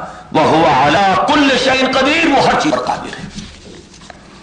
اگلی آیت پر چلیے، عجیب انداز ہے یہاں پر، میں چاہتا ہوں کہ اس کیفیت کو محسوس کیجئے۔ ایک تو یہ ہے کہ میں اتنا وقت لے کر آیت کی شرح کر رہا ہوں، ایک یہ کہ اگر یہ زبان کا حجاب نہ ہوتا اور یہ آیت آپ سنتے ہی آپ کے دل پر جا کر لگتی یا اترتی اور اس کے بعد اگلی آیت آتی، تو ان کا جو ایک تسلسل ہوتا اس کی ایک سے کیفیت پیدا ہوتی۔ هو الذی خلقکم، وہ ہے اللہ جس نے تمہیں پیدا کیا، فمنکم کافر ومنکم مومن۔ تو کیسی تعجب کی بات ہے کہ کوئی تم میں سے انکار کر رہا ہے، کوئی ماننے والا ہے۔ پیدا اس نے کیا سب کو، ابو جہل کا پیدا کرنے والا بھی وہ، اور اس کو اس کا انکار نہیں تھا، مانتا تھا۔ کہ نبی ان سے پوچھئے وَلَئِن سَأَلْتَهُم مَّن خَلَقَ السَّمَاوَاتِ وَالْأَرْضَ لَيَقُولُنَّ اللَّهُ، اگر آپ ان سے پوچھیں گے کس نے پیدا کیا آسمان اور زمین کو، تو فوراً کہیں گے اللہ نے پیدا کیا۔ مانتے ہیں، لیکن پھر یہ کہ اللہ کی صفات کے منکر ہیں، یا اللہ کی توحید کے منکر ہیں، یا اللہ کے نبی کا انکار کر رہے ہیں۔ هو الذی خلقکم، وہی ہے کہ جس نے تم سب کو پیدا کیا، فمنکم کافر ومنکم مومن، تو کوئی تم میں سے کافر ہے، کوئی ماننے والا ہے، واللہ بما تعملون بصیر۔ لیکن یہ نہ سمجھنا کہ اس فرق و تفاوت کا کوئی نتیجہ نہیں نکلے گا، اس کا عظیم الشان فرق واقع ہونے والا ہے۔ جو کچھ تم کر رہے ہو اللہ اسے دیکھ رہا ہے، دیکھ رہا ہے میں بڑی یہاں ایک دھمکی کا انداز ہے، جیسے کوئی بزرگ کسی بچے سے کہے کہ ہم دیکھ رہے ہیں تمہاری حرکتوں کو۔ اب اس میں جو غضب پنہا ہے اس کا آپ اندازہ کیجئے، جو غصہ ہے اس کے اندر، کہ تم اگر نہیں مان رہے ہو تو یہ نہ سمجھنا کہ کسی کے علم میں نہیں ہے کہ تم نے انکار کیا اور تم نے سرکشی کی اور تم نے بغاوت کی، ہم دیکھ رہے ہیں تمہارے طرز عمل کو۔ اچھا، اس تصویر کا دوسرا رخ بھی ہے، جو ماننے والے ہیں انہیں اگر اس ماننے کی وجہ سے مشقتیں جھیلنی پڑ رہی ہیں، تکلیفیں برداشت کرنی پڑ رہی ہیں، ان کے زخمی دلوں پر مرہم بن کر یہ رکھا جائے گا، ہم دیکھ رہے ہیں جو کچھ تم پر بیت رہا ہے، ہمارے لیے جو کچھ جھیل رہے ہو، ہمارے لیے جو تانے تم نے برداشت کیے، ہمارے لیے جھوٹ تک کا الزام تم نے گوارا کیا، ساحر کذاب تک کہا گیا محمد رسول اللہ صلی اللہ علیہ وسلم۔ کیسی چھریاں چل گئی ہوں گی قلب مبارک پر، کسی نے ساحر کہا، کسی نے مجنون کہا، کسی نے کہا یہ ایک عجمی غلام کو اپنے کمرے میں بند کیا ہوا ہے، وہ بڑا عالم و فاضل ہے، اس سے صبح شام ڈکٹیشن لیتے، اکتتبھا فہی تملی علیہ بکرۃ واصیلا، صبح شام ڈکٹیشن لے لیتے ہیں، ہمارے اوپر آ کر دوست جماتے ہیں کہ اللہ کی وحی نازل ہوئی ہے مجھ پر۔ یہ ساری باتیں کس کے لیے سننی پڑ رہی ہے؟ محمد الرسول اللہ۔ پھر جو پتھراؤ ہو رہے ہیں، جو کچھ بلال کے ساتھ ہو رہا ہے، جو کچھ خباب بن الارض کے ساتھ ہو رہا ہے رضی اللہ تعالی عنہما، اب ان کے لیے ہم دیکھ رہے ہیں۔ فَإِنَّكَ بِأَعْيُنِنَا، اے محمد تم ہماری نگاہ میں ہو، ہم دیکھ رہے ہیں جو کچھ تم پر بیت رہی ہے۔ تو یہ ان کے لیے اور رنگ ہے اس کا، اور ان کے لیے تہدید کا انداز ہے۔ وَاللَّهُ بِمَا تَعْمَلُونَ بَصِيرٌ۔ یہ نہ سمجھنا کہیں اکاؤنٹ فارم نہیں کرنا پڑے گا اپنے طرز عمل کا، کہیں کوئی جواب دہی نہیں ہوگی، ایک ایک چیز کا تم سے حساب لے لیا جائے گا، ایک ایک چیز کا بھرپور بدلہ تمہیں مل کر رہے گا۔ خلق السماوات والارض بالحق، یہ ایک بڑی دقیق بحث ہے جس کو میں اب اس وقت حیران ہوں کہ زیادہ تفصیل میں جاؤں گا تو ہم آخر تک پہنچ نہیں پائیں گے۔ اس نے آسمان اور زمین کو پیدا کیا ہے حق کے ساتھ۔ یہ حق کے معنی کیا ہے؟ دیکھیے، حق کے عربی زبان میں 4 معنی آتے ہیں۔ ایک حق وہ شے جو فی الواقع موجود ہو، جس کو ہم کہتے ہیں یہ حقیقی چیز ہے، اور اس کے مقابلے میں باطل وہ شے ہے جو موجود نہیں ہے حقیقت میں لیکن نظر آ رہی ہے۔ شراب ہے، باطل ہے، نظر نہیں آ رہا، پانی لیکن نظر آ رہا ہے، پانی ہے نہیں، نظر آ رہا۔ تو حق اور باطل کا تقابل اس اعتبار سے۔ ایک حق کا لفظ آتا ہے اخلاقی اعتبار سے، فلاں کا فلاں پر یہ حق ہے، یہ سماجی اخلاقی حقوق ایک دوسرے پر جو آ جاتے ہیں۔ تیسرا حق کے معنی ہے وہ شے کہ جو پرپز فل ہو، جس میں حکمت ہو۔ اس کے مقابلے میں باطل وہ ہے جو بے مقصد ہو، بیکار ہو، اس میں کوئی حکمت نہ ہو۔ اس معنی میں یہ لفظ آتا ہے ایمان بالآخرہ اور ایمان باللہ کے مابین منطقی ربط کو نمایاں کرنے کے لیے۔ چنانچہ سورہ آل عمران کے آخری رکوع میں جو ہمارے اس منتخب نصاب کے دوسرے حصے کا درس ہے، ہو چکا وہ ٹیلی ویژن پر اور میثاق میں چھپ بھی چکا، اس کا مطالعہ ممکن ہے بہت سے حضرات نے کیا ہو۔ اس میں دیکھیے لفظ آتا ہے کہ وہ لوگ کہ جو اللہ تعالیٰ کی معرفت حاصل کر لیتے ہیں اور پھر مزید غور و فکر کرتے ہیں اللہ کو یاد رکھتے ہوئے، الذین یذکرون اللہ قیاما وقعودا وعلی جنوبہم وَيَتَفَكَّرُونَ فِي خَلْقِ السَّمَاوَاتِ وَالْأَرْضِ، اور مزید غور کرتے ہیں آسمان اور زمین کی تخلیق میں، وہ پکار اٹھتے ہیں ربنا ما خلقت ھذا باطلا، اے رب ہمارے تو نے یہ سب کچھ بیکار پیدا نہیں کیا۔ یہ الٹپ نہیں ہے، یہ رام کی لیلا نہیں ہے۔ دیکھیے ایک تصور وہ بھی ہے کہ سمجھ میں نہیں آیا یہ ہوتا کیا ہے۔ کبھی کوئی سکہ ہوتا ہے اس کو اٹھا کر دلی کے تخت پر بٹھا دیتے ہیں، اور دلی کے تخت پر جو بیٹھا تھا وہ جان بچانے کے لیے پتہ نہیں کہاں مارا پھر رہا ہے۔ کوئی دمڑی کو محتاج تھا اور وہ لکھپتی بن گیا، کوئی لکھپتی تھا وہ ایک نوالے کے لیے اس وقت جو ہے ترس رہا ہے۔ یہ کیا ہے تماشا؟ معلوم ہوتا ہے جیسے کوئی بچہ جو ہے وہ کھیلتا ہے اپنے کھلونوں سے، کبھی کسی چیز کو اٹھایا، کبھی پٹک دیا، بس ایسے ہی کھیلنے والا کھیل رہا ہے۔ ایک تصور یہ بھی ہے، ہندو مائتھولوجی میں رام کی لیلا کہا گیا، یہ بیٹھا ہوا رام کھیل رہا ہے، اس کا کھیل ہے، اس سے زیادہ کوئی حکمت سمجھ میں نہیں آتا۔ اور آپ کو معلوم ہوگا کہ ویسٹرن مائتھولوجی میں بھی یہ ہے، گریک اور رومن، کہ دیوتاؤں کا تصور ان کے ذہن میں یہ تھا کہ ایک بہت بڑا ایمفی تھیٹر ہے، یہ پہاڑ جو ہے یہ در حقیقت تھیٹر ہے۔ جیسے کہ آپ کو معلوم ہے اسٹیڈیمز جو ہوتے ہیں ان کی وہ سیڑھیاں اس طریقے سے اٹھتی چلی جاتی ہیں، وہاں تماشائی بیٹھے ہوتے ہیں، نیچے دیکھتے رہے ہوتے ہیں، اور ان کا ایک بڑا ہی محبوب مشغلہ تھا غلاموں کو شیروں کے سامنے ڈال کر ان کی چیر پھاڑ کا منظر دیکھنا۔ انہوں نے کہا ایسے ہی وہ بیٹھے ہوئے دیوتا پہاڑوں کے اوپر شرابیں پی رہے ہیں، عیش کر رہے ہیں، اور انسانوں کو دکھوں میں مبتلا کر کے تماشا کر رہے ہیں۔ یہ بھی تصور ہے، لیکن اسلام کا تصور یہ نہیں ہے۔ اے رب ہمارے، تو نے یہ سب کچھ بیکار پیدا نہیں کیا، ما خلقت ھذا باطلا، اس کے فوراً بعد ذہن منتقل ہوتا سبحانک فقنا عذاب النار، اے اللہ تو پاک ہے اس سے کہ بے مقصد محض کھیلنے کے لیے کام کرے، تو پاک ہے اس سے، تو نے یہ سب کچھ بنایا ہے تو یہ ایک سیریس کریشن ہے، یہ ایک سنجیدہ تخلیق ہے، پرپس فل ہے۔ اور اب اس پر غور کیجئے گا، کڑی سے کڑی یوں جڑتی ہے کہ اس کائنات پر غور کیجئے تو معلوم ہوتا ہے کہ پوری کائنات انسان کے لیے بنائی گئی، انسان اس کا مرکزی وجود ہے۔ خلق لکم ما فی الارض جمیعا، اس نے پیدا کیا تمہارے لیے جو کچھ زمین میں ہے۔ خلق لکم ما فی السماوات و ما فی الارض، پیدا کیا اس نے جو کچھ آسمانوں میں زمین میں تمہارے لیے۔ سخر لکم، تمہارے لیے مسخر کر دیا۔ تو اس پوری کریشن کا مرکزی وجود انسان، لیکن خود انسان کی زندگی کا مقصد کیا ہے، یہ یہاں پہ کوسچن مارک آ جائے گا۔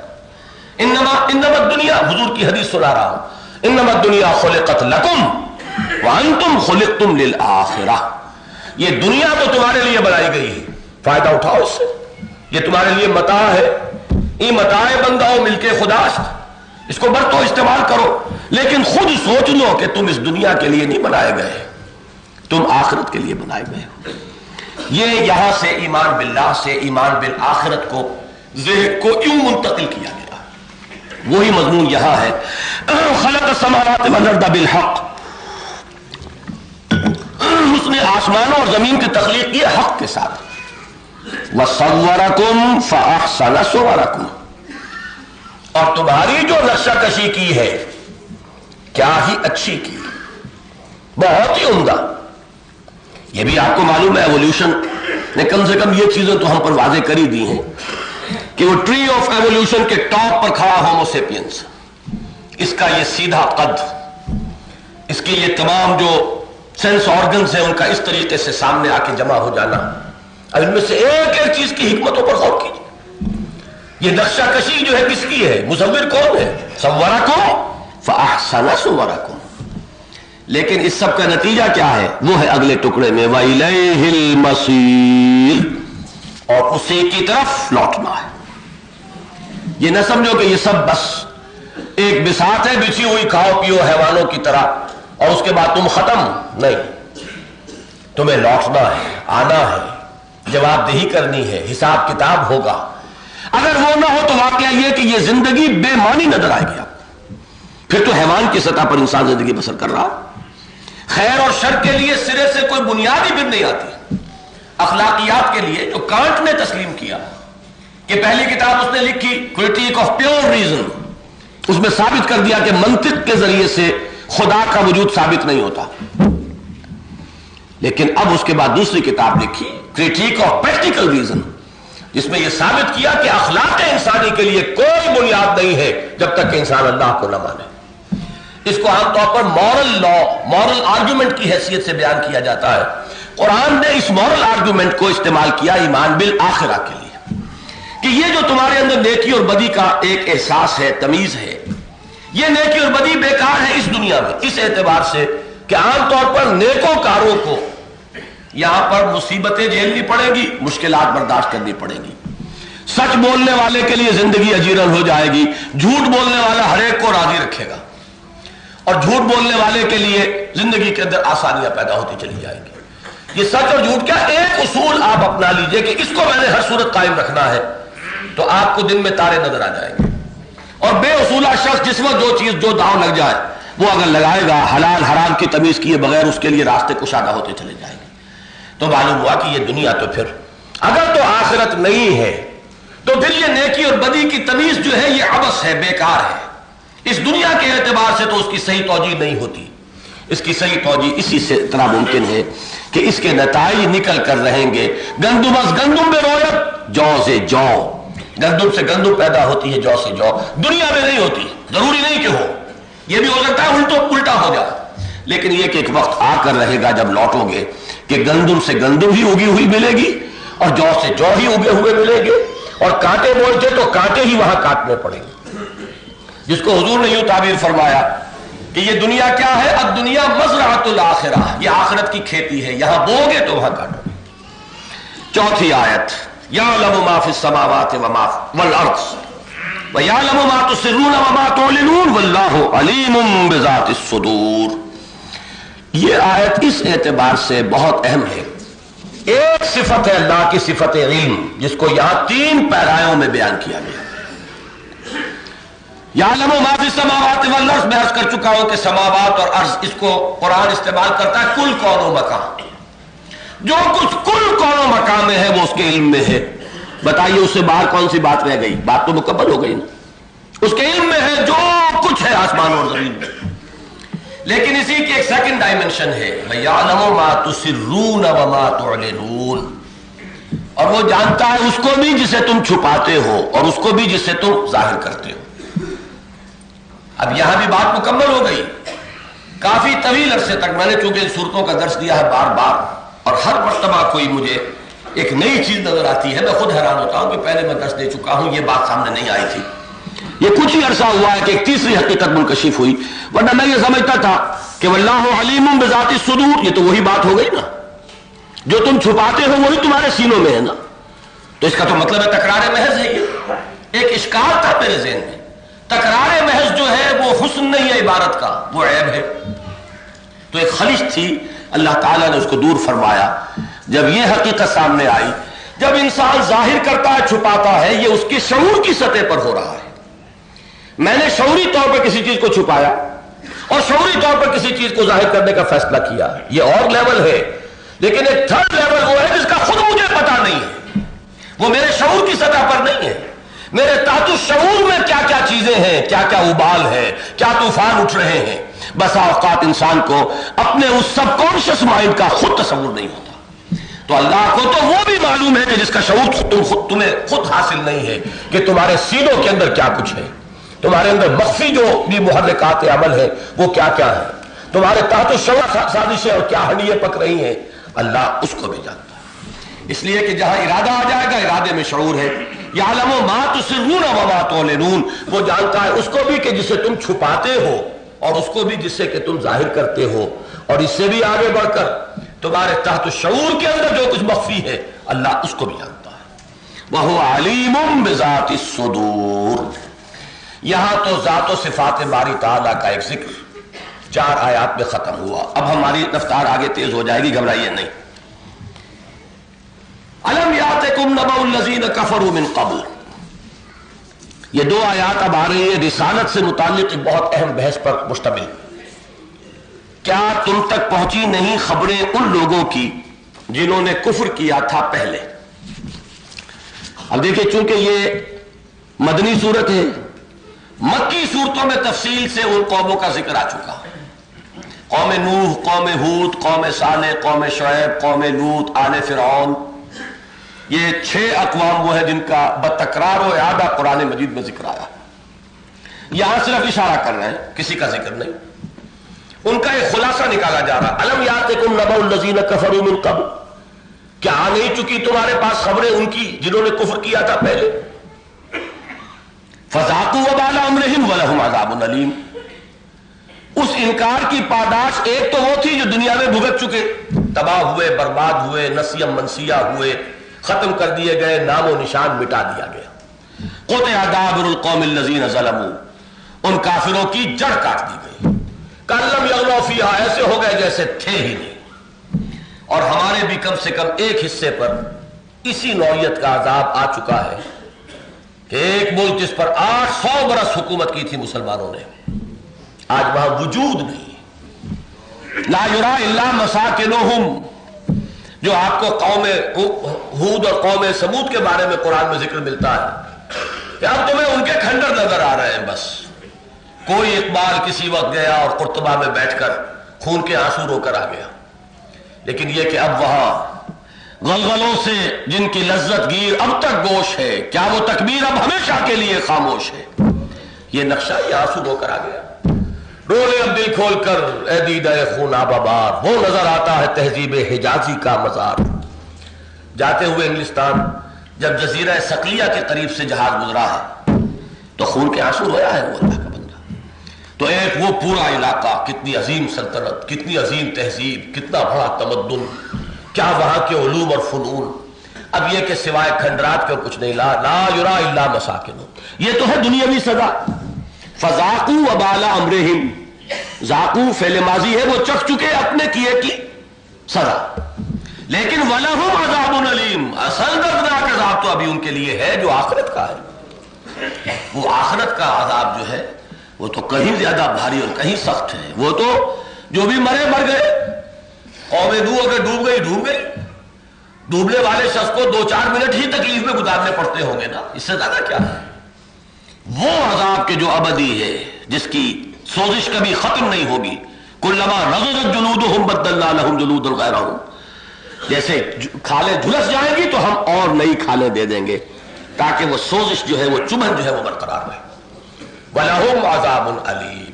اچھا، اب یہ تو داستان ہے، وہ لمبی چوڑی داستان ہے. سورہ اعراف میں، سورہ یونس میں، سورہ ہود میں، سورہ عنکبوت میں، سورہ مومنون میں، کتنی مرتبہ سورہ شورا میں وہ 6 داستانیں آئی ہیں. ایک آیت میں صرف ریفر کر دیا. اصل بات آ رہی ہے اگلی آیت میں.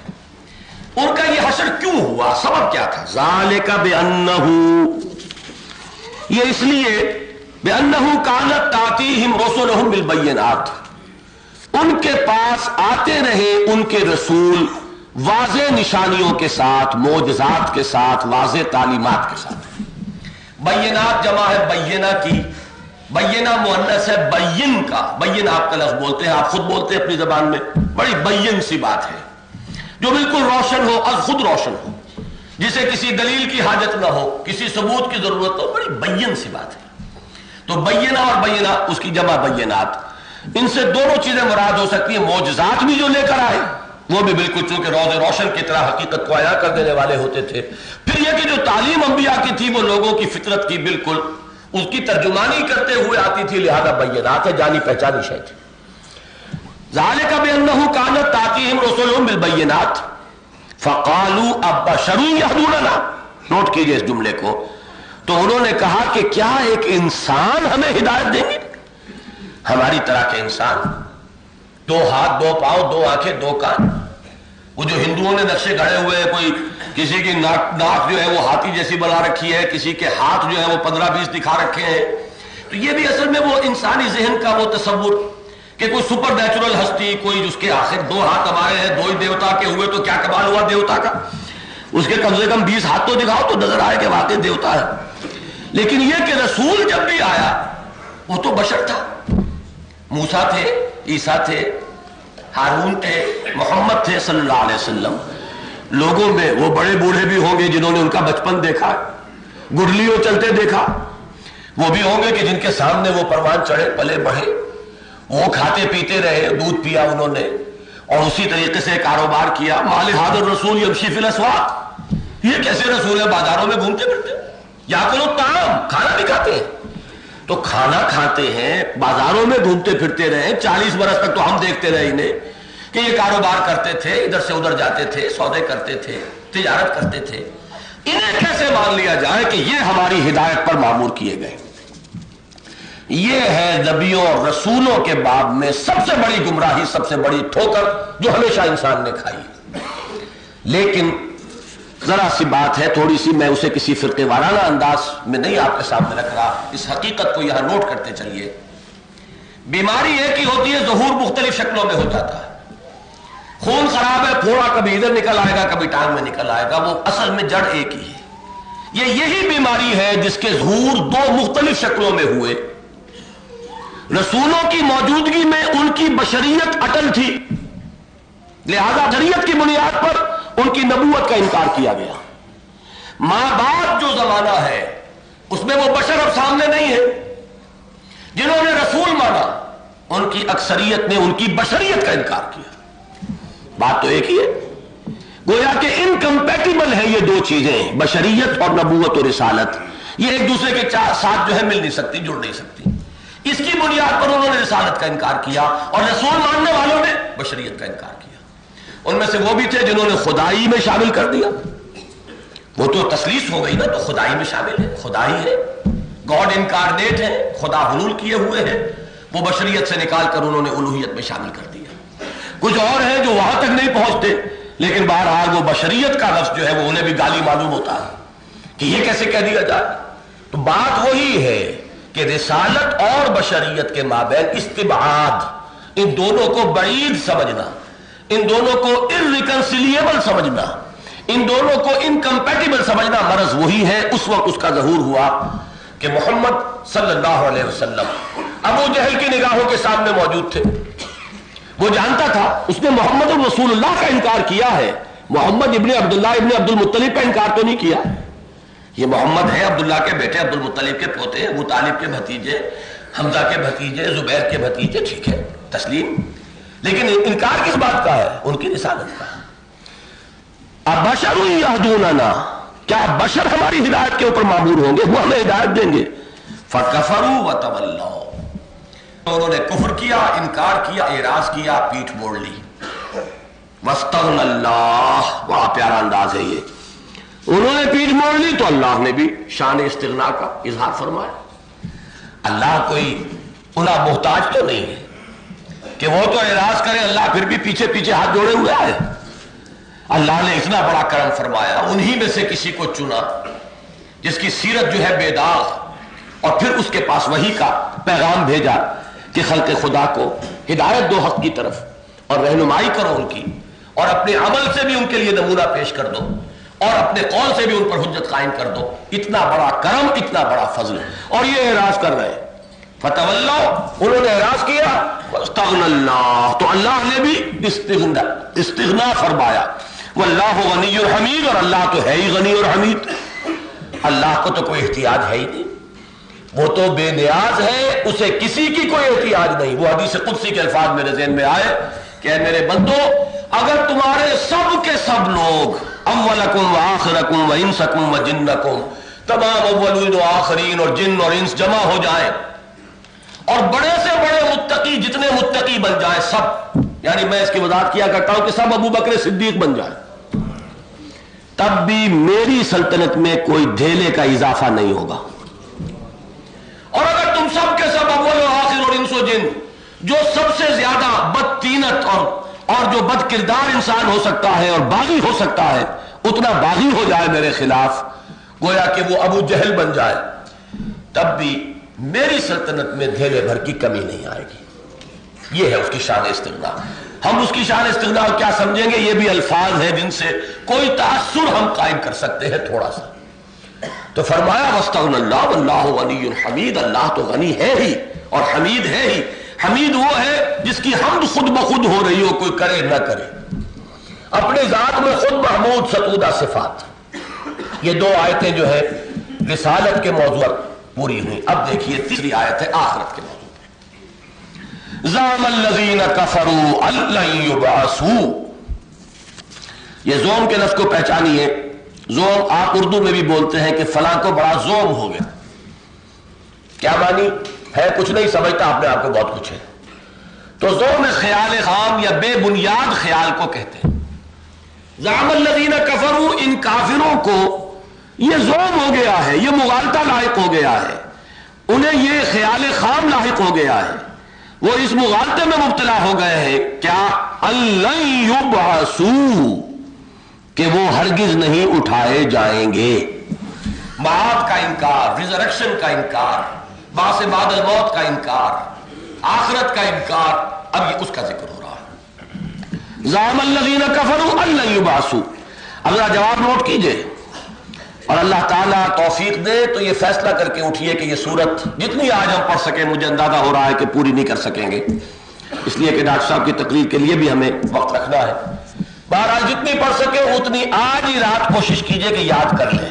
اگر کر لیں گے تو انشاءاللہ جس ترتیب سے میں چیزیں بیان کر رہا ہوں وہ بھی محفوظ ہو جائیں گی آپ کے ذہن میں، اس لیے کہ وہ مینٹل ایسوسیشنز قائم ہو جاتی ہے، الفاظ کے ساتھ مل کر وہ چیزیں جو ہیں آپ کے ذہن میں انشاءاللہ اس ربط کے ساتھ محفوظ ہو جائیں گی۔ زعم الذین کفروا ان لن یبعثوا، ظلم ہو گیا ہے، مغالطہ ہو گیا ہے، خیال خام ہے ان کا کہ یہ اٹھائے نہیں جائیں گے۔ اب جواب سنیے، قل، اے نبی کہہ دیجئے، بلا، کیوں نہیں، وربی، اور مجھے اپنے رب کی قسم ہے، لتبعثن ثم لتنبؤن بما عملتم، تم لازماً اٹھائے جاؤ گے اور پھر تمہیں لازماً بتا دیا جائے گا جو کچھ کہ تم کرتے رہے تھے۔ وَذَلِكَ عَلَى اللَّهِ يَسِيرٌ، اور یہ اللہ پر بہت آسان ہے۔ تمہیں مشکل نظر آتا ہے، تمہیں کٹھن نظر آتا ہے کہ یہ جو مر گئے سب، جنہیں ہزاروں برس گزر گئے، جن کی ہڈیاں بھی اب مٹی ہو کر مٹی میں مل چکی، جن کے خلیات تحلیل ہو چکے، جن کے الیکٹرونز اور پروٹونز بھی پتہ نہیں کسی اور شے میں شامل ہو کر کہاں سے کہاں گئے، اب کیسے جمع کر دیا جائے گا؟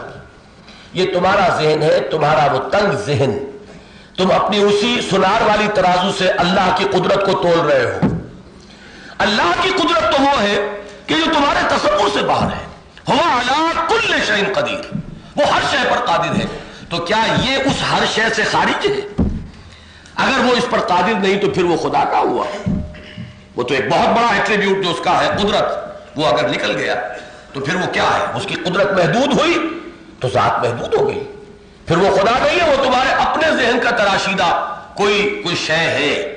رست از یک بنتا استاد در بندے دیگر، می تراشد فکر ما ہر دم خدا بندے دیگر، یہ اپنے ذہن سے خدا بند تراشتے رہتے ہو، وہ ہے تمہارے اپنے ذہن کی تراشیدہ ایک مخلوق۔ اللہ تو وہ ہے جو علی کل شیء قدیر ہے۔ جب علی کل شیء قدیر ہے تو ذالک علی اللہ یسیر، تو یقیناً یہ اللہ پر بہت آسان ہے۔ اچھا، اس میں ایک اشکال ذہن میں آتا ہے، شاید بعض حضرات کے آیا ہو، کہ اس میں دلیل کون سی ہوئی؟ انہوں نے کہا اٹھائے نہیں جاؤ گے، کہہ دیا گیا کہہ دو، قسم کھا کر زور دے کر ضرور اٹھائے جاؤ گے، تو دلیل تو کوئی نہیں۔ ایک بات بغیر قسم کے کہہ دی جائے اور اس کے لیے دلیل مانگی جائے تو قسم اس پر کھا دی جائے تو دلیل کون سی ہوئی؟ یہ ایک اشکال ہے، اس کا حل کیا ہے اس کو سمجھیے۔ اصل میں ایک ہے قول اور ایک ہے قائل، کہنے والا۔ اس کہنے والے کی شخصیت دلیل ہوتی ہے، کون کہہ رہا ہے، کس سے کہلوایا جا رہا ہے؟ وہ کہ جس سے کبھی جھوٹ کا کوئی تجربہ کسی کو نہیں ہوا، جس کو الصادق انہوں نے خود مانا، الصادق الامین، جس کی سیرت بے داغ ہے، وہ کہہ رہا ہے۔ یاد ہوگا کہ حضور نے پہلا جو واعظ فرمایا ہے یا پہلا جو اجتماع عام کیا ہے اور جو خطاب عام فرمایا ہے، اس میں پہلے یہی بات منوائی۔ جب آپ کو حکم ہوا فاصدع بما تؤمر، اور آپ پھر کوہ صفا پر چڑھے اور آپ نے نعرہ لگایا وا صباحا، اور لوگ جمع ہوئے دوڑے، کیونکہ یہ نعرہ لگایا جاتا تھا وہاں جب کسی خطرے کی خبر دینی ہوتی کہ فلاں قبیلہ حملہ کرنے والا ہے، اپنے بچاؤ کا بندوبست کرو، تو وا صباحا، اور عام طور پر وہ شخص اونچی جگہ پر کھڑا ہوتا تھا، نظیر عریاں ہوتا تھا، بالکل بادرزاد برہنہ ہو کر اونچی جگہ پر کھڑے ہو کر نعرہ لگاتا تھا، اسی لیے اس کو نظیر عریاں کہتے ہیں، نظیر کے معنی خبردار کرنے والا۔ کی وجہ یہ ہے کہ وا صباحا کی آواز جہاں تک گئی وہ تو گئی، بہت دور سے بھی دیکھ لیں گے کہ ایک ننگا آدمی اوپر کھڑا ہوا ہے کہیں، تو یہ ان کا عام طریقہ تھا کسی خطرے سے خبردار کرنے کے لیے۔ حضور نے وہ پورا طریقہ اختیار کیا سوائے اس میں ننگے ہونے کے۔ اس میں ہمارے لیے رہنمائی ہے کہ جو بھی ذرائع ابلاغ کسی وقت ہو، اس میں ہمیں اپنی اقدار کو ملحوظ رکھتے ہوئے ان سب کو استعمال کرنا ہوگا، ورنہ ابلاغ کا حق ادا نہیں ہوگا۔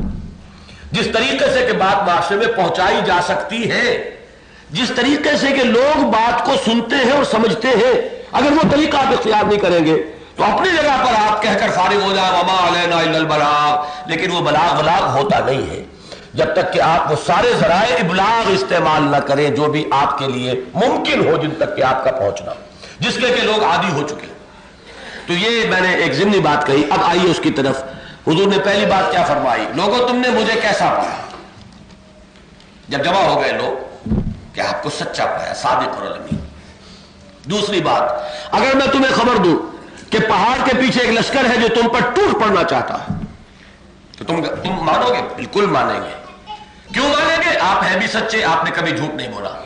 دوسرا یہ کہ آپ بلندی پر کھڑے ہیں، آپ پہاڑ کی چوٹی پر جو کھڑا ہو وہ دونوں طرف دیکھتا ہے، اسے وہ بھی نظر آ رہا ہے، یہ بھی نظر آ رہا ہے. اور یہ بہترین تمثیل ہے نبوت کے لیے. نبوت اس مقام بلند کا نام ہے کہ جہاں سے عالم دنیا اور عالم آخرہ بیک وقت نظر آتے ہیں.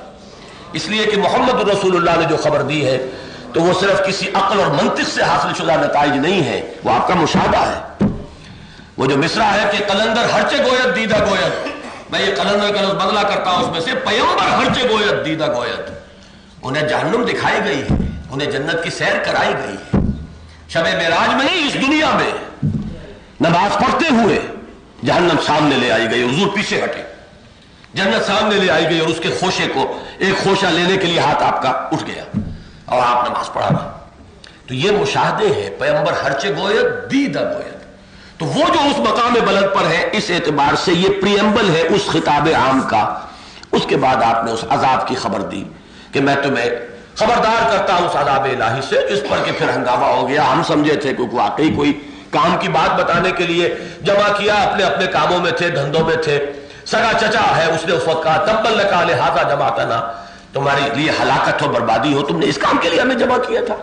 ہم سمجھے واقعی کو خطرے کی بات ہے اور اس کی تم خبر دینے کے لیے ہمیں بلا رہے ہو. تو یہاں ایک اور بات میں نوٹ کرا دوں کہ یہ جو اس آیت کا انداز ہے، یہ تو بات سامنے آ گئی کہ اس میں اصل دلیل کیا ہے، وہ حضور کی شخصیت. قل بلا وربی لتبعثن، اے نبی کہہ دیجئے کیوں نہیں، مجھے اپنے رب کی قسم ہے کہ تم لازماً اٹھائے جاؤ. اب اس میں دلیل کون سی ہے؟ دلیل شخصیت ہے محمد الرسول اللہ کی. اس کی ایک بات اور سمجھ لیجئے، مجھے خطبات نبویہ کا ایک سلیکشن ہے جو نہج البلاغہ کے آخر میں ایک اپینڈکس کی حیثیت سے شامل کیا گیا ہے. نہج البلاغہ اصلاً تو حضرت علی رضی اللہ تعالیٰ عنہ کے مبینہ خطبات اور خطوط اور تقاریر پر مشتمل ہے. مبینہ اس لیے کہہ رہا ہوں کہ ہمارے نزدیک سب کی نسبت حضرت علی کی طرف درست نہیں ہے، بہرحال اہل تشیع کے نزدیک درست ہے. لیکن یہ کہ میری دلچسپی کی چیز اس میں خطبات نبویہ آخر میں ایک سیکشن ہے، اس میں خطبہ میں نے پڑھا ہے، میرا کتاب چاہے دعوت اللہ، اس میں وہ پورا میں نے نقل کیا ہے. وہ خطبہ جو ہے انداز ایسا معلوم ہوتا ہے کہ بالکل جیسے کہ یہ جو حضور کو فرمایا گیا قل بلا وربی لتبعثن ثم لتنبؤن بما عملتم، اگر اس کی شرح دیکھ لیو تو وہ خطبہ ہے. اور میرا گمان غالب ہے کہ وہ خطبہ جو ہے وہ وہی ہے کہ جو کوہ صفا پر آپ نے دیا ہے. وہ خطبہ سن لیجئے، اس لیے کہ میں آج ایک رکوع پر ہی درس ختم کر دوں گا، دوسرا رکوع انشاءاللہ اگلے مہینے پڑھیں گے. وہ اس قدر جامع خطبہ ہے. حضور نے آغاز فرمایا ان الرائد لا یکذب اہلہ، لوگوں دیکھو کسی قافلے کا راستہ بتانے والا، اگلی منزل کا تعین کرنے والا کبھی اپنے قافلے والوں کو دھوکہ نہیں دیتا. یہ بھی ایک تمثیل ہے جو حضور یعنی بلڈ اپ کر رہے ہیں ایک پس منظر اور ایک تمہید کے طور پر. رائد ہوتا تھا اس زمانے کے، آپ تصور کیجئے سفر کا قافلہ جا رہا ہے لقو دقسیرا. اب یہ کہ اگلی منزل کہاں ہے، جہاں چارہ بھی ہو اونٹوں کے لیے، جہاں کچھ پانی بھی ہو ہمارے لیے، اس پر اس پورے قافلے کی ہلاکت یا اس کی بچنے کا دار و مدار ہے. اگر ذرا بھٹک گئے تمہارے گئے، پھر کہاں کا پانی اور کہاں کا چارہ، صحرا لقو دقسیرا کے اندر پھر بچنے کی کوئی شکل نہیں. تو جو معتمد ترین انسان ہوتا تھا، جس کے بارے میں کوئی شک نہ ہو کہ یہ ہمیں دھوکہ دے گا، اسی کو رائد بنایا جاتا تھا. لہذا فرمایا کبھی تجربہ نہیں ہوا کہ رائد نے دھوکہ دیا ہو اپنے قافلے والوں کو. یہ لفظ بھی آپ نے اپنے لیے استعمال کیا ہے کہ میں بھی در حقیقت اس قافلہ انسانیت کو اس کی اگلی منزل کی خبر دینے کے لیے آیا ہوں. وہ اگلی منزل آخرہ ہے. ان الرائد لا یکذب اہلہ، واللہ خدا کی قسم لو کذبت الناس جميعا ما کذبتکم ولو غررت الناس جميعا ما غررتکم. خدا کی قسم بالفرض اگر میں تمام نوع انسانی سے جھوٹ بول سکتا تب بھی تم سے کبھی جھوٹ نہ بولتا. میرے اپنے قبیلے کے لوگ، مایون کت اینڈ کن، چونکہ شروع کا دور ہے، کون ہے؟ سب قریشی ہے نا، وہ ایک ہی قبیلہ ہے، محمد کا قبیلہ صلی اللہ علیہ وسلم، کہ بالفرض اگر میں جھوٹ بولتا بھی تو کیا تم سے بولتا.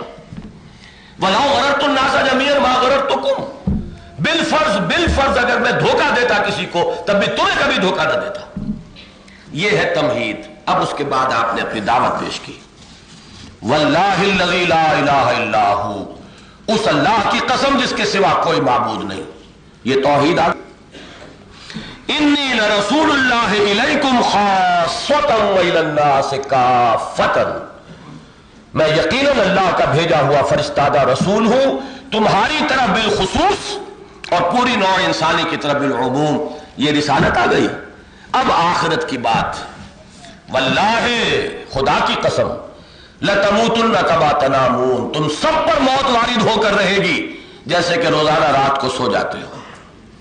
ثم لتبعثن کما تستيقظون، پھر تم سب کو اٹھا لیا جائے گا جیسے کہ روزانہ صبح کو بیدار ہو جاتے ہو. ثم لتحسبن بما تعملون، پھر تم سب سے حساب لیا جائے گا اس کا کہ جو عمل تم کر رہے ہو. ثم لتجزون، پھر لازماً تمہیں بدلہ مل کر رہے گا بالاحسان احسانا وبالسوء سوءا، بھلائی کا بھلا بدلہ، برائی کی بری سزا. وَإِنَّهَا لَجَنَّةٌ أَبَدًا أَوْ لَنَارٌ أَبَدًا، اور وہ یا تو جنت ہے ہمیشہ ہمیش کے لیے اور یا پھر آگ ہے ہمیشہ ہمیش کے لیے. یہ خطبہ ذہن میں رکھیے. تو قل بلا وربی لتبعثن ثم لتنبؤن بما عملتم، یہ بالکل معلوم ہوتا ہے کہ امتثال امر ہو رہا ہے. اس حکم کی تعمیل گویا کہ محمد الرسول اللہ صلی اللہ علیہ وسلم نے اس خطبے کی شکل میں کی. اب یہاں وہ 7 آیتیں ختم ہو گئیں جو میں نے تجزیہ کر کے بتایا تھا. 7 آیات میں ایمانیات ثلاثہ کا ذکر، تذکرہ، بیان، اور جو ہے اس میں نسبت و تناسب بالکل وہی ہے ٹھیک کہ اہم ترین ہے ایمانیات میں توحید. ایمان جب آپ ایمان مجمل کے الفاظ اگر آپ دیکھیں گے اس میں صرف ایمان باللہ کا ذکر ہے. آمنت باللہ کما ہوا باسمائہ و صفاتہ و قبلت جمیع احکامہ، اقرار باللسان و تصدیق بالقلب. اس لیے کہ جڑ بنیاد تو ایمان جو ہے باللہ ہے. اللہ پر ایمان ہی کی ایک فرع ہے، ایک کورالری ہے آخرہ. اللہ کے صفت عدل کا ظہور ہوگا آخرت میں. اللہ ہی کی ایک صفت کا ظہور ہے نبوت و رسالت، صفت ہدایت. الہادی اللہ ہے، اور اس کی ہدایت کا ایک نظام یہ ہے کہ جو اس نے نبوت و رسالت کی شکل میں دنیا میں جاری فرمایا. اصل ایمان ایمان باللہ، اصل دین کا لب لباب توحید. لہذا 4 آیات توحید پر، 2 رسالت پر، 1 آخرت پر. اب آ رہا ہے اس فا کے ذریعے سے فآمنوا باللہ ورسولہ. اللہ ہے، کوئی مانے نہ مانے، نہیں مانے گا اپنے آپ کو برباد کرے گا، مانے گا فوز و فلاح سے ہمکنار ہوگا. لہذا وہ جو شروع میں کہا تھا فَمِنْكُمْ مُؤْمِنٌ مِنْكُمْ كَافِرٌ وَمِنْكُمْ مُؤْمِنٌ، اب یہاں وہ مومن بننے کی دعوت دی جا رہی ہے. فَآمِنُوا بِاللَّهِ وَرَسُولِهِ وَالنُّورِ الَّذِي أَنزَلْنَا، بس ایمان لاؤ اللہ پر اور اس کے رسول پر صلی اللہ علیہ وسلم.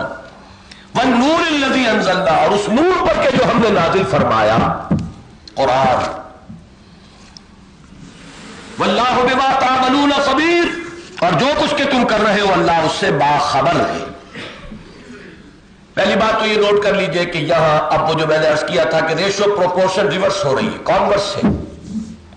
وہاں 4 آیتیں توحید کی اور 2 تھیں رسالت پر. یہاں جب دعوت ایمان آئی تو ایک ہی آیت میں توحید اور رسالت دونوں کو جمع کر لیا گیا، اور 2 آیتیں اب آگے آئیں گی آخرت پر، جبکہ وہاں 1 آیت میں آخرت کا ذکر تھا. تو ایک بیلنس پیدا ہو جاتا ہے. لیکن اصل بات جس کی طرح میں توجہ دلاؤں گا، یہ خبیر اور بصیر کے الفاظ ہیں. میرے ذہن میں ایک عرصے تک یہ اشکال بھی رہا ہے. یہ راز کی باتیں ہوتی ہیں، آدمی کے ذہن کے اندر کچھ سوالات رہتے ہیں، تو جب وہ حل ہو جائے تبھی ان کا تذکرہ ہونا چاہیے. وہ یہ ہے کہ سورہ حدید میں بھی میں نے دیکھا کہ پہلے اللہ کے بارے میں بصیر کا لفظ آتا ہے، پھر خبیر کا آتا ہے. یہاں بھی وہی ہے، پہلے بصیر پھر خبیر. میں حیران ہوتا تھا کہ عام طور پر سعودی ترتیب ہوا کرتی ہے، جو چیز زیادہ اہم ہو وہ بعد میں آئے، جو نسبتاً کم ہو وہ پہلے آئے، تاکہ مضمون کا ایک ارتقاء ہو، وہ اپنے کلائمیکس کی طرف تدریجاً ترقی کرتا ہوا بڑھے. یہاں میرا اندازہ یہ تھا کہ بصیر میں زیادہ زور ہے، اللہ دیکھ رہا ہے جو کچھ کہ تم کر رہے ہو، اور خبیر جو ہے وہ اس کے مقابلے میں نسبتاً کچھ اتنا زوردار لفظ نہیں، اللہ باخبر ہے اس سے جو تم کر رہے ہو. لیکن بعد میں ایک حقیقت منکشف ہوئی. غور کیجئے کہ ہمارے اب جو معاملات ہیں ان میں نوٹ کیجئے بصارت کا تعلق ہے اس حق کے ساتھ، اور خبر کا تعلق جو ہے وہ ہے دماغ کا. ہم نے دیکھا اس سے صرف وہ سینس ڈیٹا جو ہے وہ پاس ہو گیا، کنوے ہو گیا ہے. اب اس کو انٹرپریٹ کر کے، ڈیسائفر کر کے اس کا جو حقیقی علم ہے وہ در حقیقت یہاں حاصل ہوا ہے۔ بصارت پہلے ہے اور حقیقی خبر، جبکہ اس اصل شخصیت کو کوئی چیز جو ہے اس کی اطلاع مل گئی ہو، اگر درمیان میں سے وہ درس کاٹ دی جائے تو بصارت انٹیکٹ ہوگی لیکن خبر حاصل نہیں ہوگی، اس لیے کہ وہ جو یہاں سے کنوے ہو رہا ہے جو بھی وہ سینس ڈیٹا، وہ جو ہے وہاں جہاں پر کہ اصل میں وہ خبر ہوئی ہے، جہاں پہنچے گا تو خبر ہوگی۔ تو یہ در حقیقت ہماری وہی ترتیب ہے۔ قرآن مجید نے چونکہ کلم الناس علی قدر عقولہم کے کو مد نظر رکھا ہے، جو انسان کے مشاہدات ہیں، جو اس کے اپنے تجربات ہیں، اس کے حوالے سے بات ہو تبھی اس کی سمجھ میں آئے گی، ورنہ وہ چیز، اسی لیے کہا گیا کہ عالم آخرہ کی چیزیں وہ ہیں جو تمہیں یہاں نہیں جان سکتے کہ کیا ہے۔ حضور کی حدیث ہے کہ جنت کی نعمتیں وہ ہیں ما لا عین رات ولا اذن سمعت وما خطر علی قلب بشر، جو نہ کسی آنکھ نے دیکھی، نہ کسی کان نے سنی، نہ کسی انسان کے دل پر ان کا کبھی کوئی تصور بھی آیا، وہ نعمتیں ہیں۔ اس لیے بس اجمالاً مانو، جو کہہ دیا گیا تسلیم کر لو۔ باقی یہی وجہ اصل میں ہمارے ہاں خام خواہ فتنے اٹھتے ہیں، جو عالم برزخ اور عالم آخرت کی تفاصیل میں جا کر جب بحثیں شروع کر دیتے ہیں تو پھر فرقہ پرستی اور یہ اور وہ حیات بعد ممات، اس کی کیا کیفیت ہے، اور حضور کی حیات جو ہے حیات النبی، اس کی بھی جب تک کہ پوری ڈیٹیل معین نہ کر لے چین نہیں آتا۔ حالانکہ اجمالاً ایمان رکھنا چاہیے اور اجمالی ایمان ہی کے اندر عافیت ہے، اس لیے کہ اس عالم کی اصل حقیقت کو یہاں ہم نہیں سمجھ سکتے، وہ تو جو کچھ ہمیں بتا دیا گیا ہے بس اسی پر اکتفا کرنی چاہیے۔ تو یہی ہے معاملہ یہاں بھی کہ ہمارا جو اپنا ایک تصور ہے اس میں بصر اور خبر جو ہے وہ مؤخر ہے اور بصر جو ہے اس کا ایک ذریعہ بنتی ہے۔ لہذا ہر جگہ پر یہ دیکھیں گے آپ کہ اللہ تعالیٰ کے لیے صفت بصارت کا ذکر پہلے آئے گا اور اس کی خبر، اس کے باخبر ہونے کا ذکر بعد میں آئے گا۔ واللہ بما تعملون بصیر، یہ آیت نمبر 3 میں تھا، آیت نمبر 2 میں، اور واللہ بما تعملون خبیر، اور جو کچھ تم کر رہے ہو اللہ اس سے کما حقہ باخبر ہے۔ یوم یجمعکم لیوم الجمع ذالک یوم التغابن، اب یہ ایمان بالآخرہ، وہ دن جس دن کہ وہ تمہیں جمع کرے گا، جمع کرنے کے دن، بڑا پیارا انداز ہے یہاں پر، یوم یجمعکم لیوم الجمع، اس میں تکرار ہے لیکن بہت خوبصورت تکرار ہے۔ وہ دن کہ جس دن وہ تمہیں جمع کرے گا، جمع کرنے کے دن، ذالک یوم التغابن، جان لو کہ وہ ہے ہار اور جیت کے فیصلے کا دن۔ یہ ہے آخرت پر ایمان کا، جس کو کرکس آف دی میٹر آپ کہتے ہیں، لب لباب اس کا خلاصہ کیا ہے کہ ہر شخص کے ذہن میں کوئی نہ کوئی معیار ہے کامیابی اور ناکامی کا، کوئی اس نے اپنا ایک سٹینڈرڈ بنایا ہوا ہے، دوڑ میں لگا ہوا ہے، مقابلہ ہو رہا ہے، مسابقت ہو رہی ہے، وَلِكُلِّ وِجْهَةٍ هُوَ مُوَلِّيهَا فَاسْتَبِقُوا الْخَيْرَاتِ، یہاں ہار بھی ہوتی ہے، جیت بھی ہوتی ہے، ہار جاتا ہے انسان تو پشمردہ ہو جاتا ہے، دل اس کا بجھ جاتا ہے، بسا اوقات ہمتیں جواب دے جاتی ہیں، مایوسی طاری ہو جاتی ہے، یہاں تک کہ خودکشی کر بیٹھتا ہے۔ ذرا سی یہاں کی جیت ہو جائے تو پھولے نہیں سماتا، اس کے اب زمین پر پاؤں نہیں جمتے، تکبر اور غرور، یہ سب کچھ کیوں ہے کہ اس نے اس ہار کو ہار سمجھا ہوا ہے اور اس جیت کو جیت سمجھا ہوا ہے، حالانکہ اصل ہار اور جیت کا فیصلہ قیامت کے دن ہونا ہے۔ سارا مغالطہ ہی ہے، یہاں کی ہار ہار نہیں، یہاں کی جیت جیت نہیں۔ ہو سکتا ہے یہاں کی ہار یہاں کی 1000 جیتوں سے زیادہ قیمتی ہو، جس نے اپنی جان ہار دی حق کے لیے، اس سے زیادہ جیتا ہوا کوئی ہوگا؟ حضرت حمزہ سے زیادہ جیتا ہوا کوئی ہوگا؟ حضرت موسیٰ بن عمیر سے زیادہ کامیاب کوئی ہوگا؟ حضرت سمیہ اور حضرت یاسر رضی اللہ تعالی عنہم اجمعین، ان سے زیادہ کامیاب کوئی ہوگا؟ یہ سارا معاملہ اسی پر ہے، یہ ساری بھاگ دوڑ در حقیقت یہاں کی ہار کو ہار سمجھا، یہاں کی جیت کو جیت سمجھا، یہی سارا مغالطہ ہے۔ اس کو سورۃ الفجر میں جس طریقے سے بڑے لطیف پیرائے میں لایا گیا ہے اس کو بھی ذہن میں لے آئیے۔ ایک شکوے کے انداز میں فرمایا، فَأَمَّا الْإِنسَانُ إِذَا مَا ابْتَلَاهُ رَبُّهُ فَأَكْرَمَهُ وَنَعَّمَهُ فَيَقُولُ رَبِّي أَكْرَمَنِ، انسان کا معاملہ عجیب ہے، جب اس کا رب اسے آزماتا ہے، اسے عزت دیتا ہے، دولت دیتا ہے، وہ کہتا ہے میرے رب نے مجھے عزت دی۔ وَأَمَّا إِذَا مَا ابْتَلَاهُ فَقَدَرَ عَلَيْهِ رِزْقَهُ فَيَقُولُ رَبِّي أَهَانَنِ، اور جب اس کا رب اسے آزماتا ہے، اور اس پر رزق جو ہے کوئی تنگ کر دیتا ہے، ناپ توڑ کر دینا شروع کر دیتا ہے، تو وہ کہتا ہے میرے رب نے مجھے ذلیل کر دیا۔ بتائیے اس میں غلطی کون سی ہے؟ یعنی گمراہی کا ایک درجہ تو یہ ہوتا کہ اگر اسے دنیا میں دولت ملتی تو وہ کہتا ہے لکشمی بائی کی کرپا سے مل گئی ہے، یہ ضلع ضلالم بعیدہ ہوا۔ اس سے تو یہ ہدایت پر ہے نا جو اس کو اللہ کی طرف منسوب کر رہا ہے۔ اگر اس پر کوئی مصیبت آتی ہے تو کہتا ہوں فلاں دیوتا جو ہے اس کی میں نے قربانی ابھی پیش نہیں کی، معلوم ہوتا ہے کہ اس کی وجہ سے یہ مصیبت آ گئی، یہ ہے ضلع ضلالم بعیدہ۔ لیکن اس کے مقابلے میں تو یہ ہدایت پر ہے شخص جو اگر یہاں پر فراخی ملی تو اس نے اللہ کی طرف کہا کہ اللہ نے مجھے عزت دی، اور اگر یہاں تنگی آئی تو اسے بھی اللہ کی طرف منسوب کیا، اللہ نے مجھے یہ ذرا ذلیل کر دیا۔ لیکن اس میں گمراہی ہے۔ وہ گمراہی کیا ہے؟ تم یہاں کی عزت کو عزت سمجھ رہے ہو، یہاں کی ذلت کو ذلت سمجھ رہے ہو، یہ گمراہی ہے دوسری۔ جب تک کہ اس کا کانٹا دل سے نہیں نکلے گا تمہاری جد و جہد کا نقشہ نہیں بدلے گا، تمہاری ساری توانائیاں، تمہاری ساری قوتیں، تمہاری ساری بھاگ دوڑ، تمہاری صبح و شام کا جو بھی تمہاری کوششیں ہیں وہ سب لگی ہوں گی اس دنیا کے حصول میں، اس لیے کہ تم نے یہاں کی عزت کو عزت سمجھ لیا ہے، یہاں کی ذلت کو ذلت سمجھ لیا ہے۔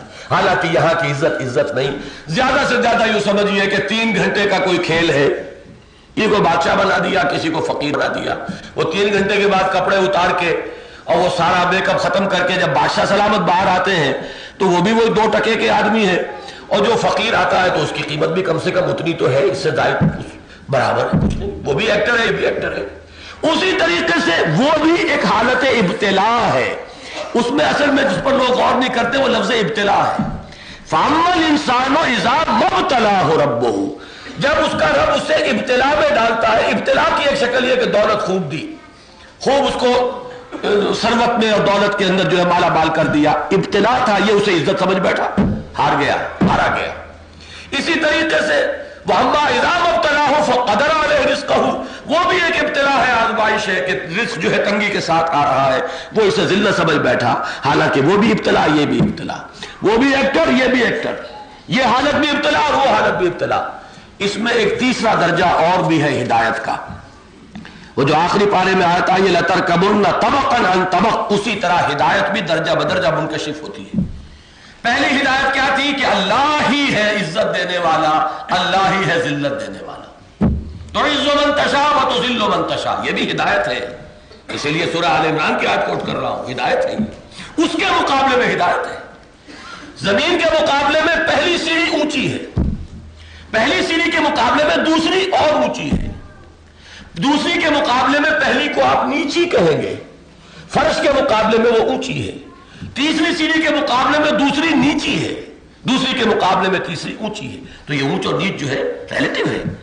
اسی طریقے سے ہدایت و ضلالت ہے، بدترین ضلالت تو یہ ہوئی کہ یہ لکشمی بائی کی کرپا ہے اور یہ فلاں دیوتا کا غصہ ہے، یہ بدترین ضلع ضلالت بعیدہ۔ ہدایت میں پہلا قدم کیا آیا؟ تُعِزُّ مَن تَشَاءُ وَتُذِلُّ مَن تَشَاءُ بِيَدِكَ الْخَيْرُ۔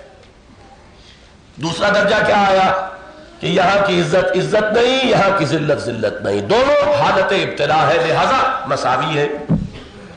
تیسرا درجہ جو ہے ٹاپ کی جو ہدایت ہے وہ یہ ہے کہ عام طور پر جن لوگوں پر یہ دوسرا درجہ منکشف ہو جاتا ہے وہ بھی یہ غربت کی آزمائش کو سمجھتے ہیں کہ زیادہ کڑا امتحان ہے، اور دولت کی آزمائش کو اتنا مشکل امتحان نہیں سمجھتے، حالانکہ حقیقت برعکس ہے۔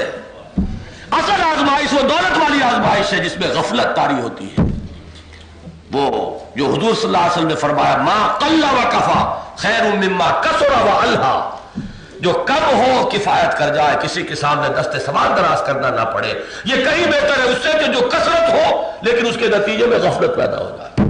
کثرت تو غفلت پیدا کرے گی۔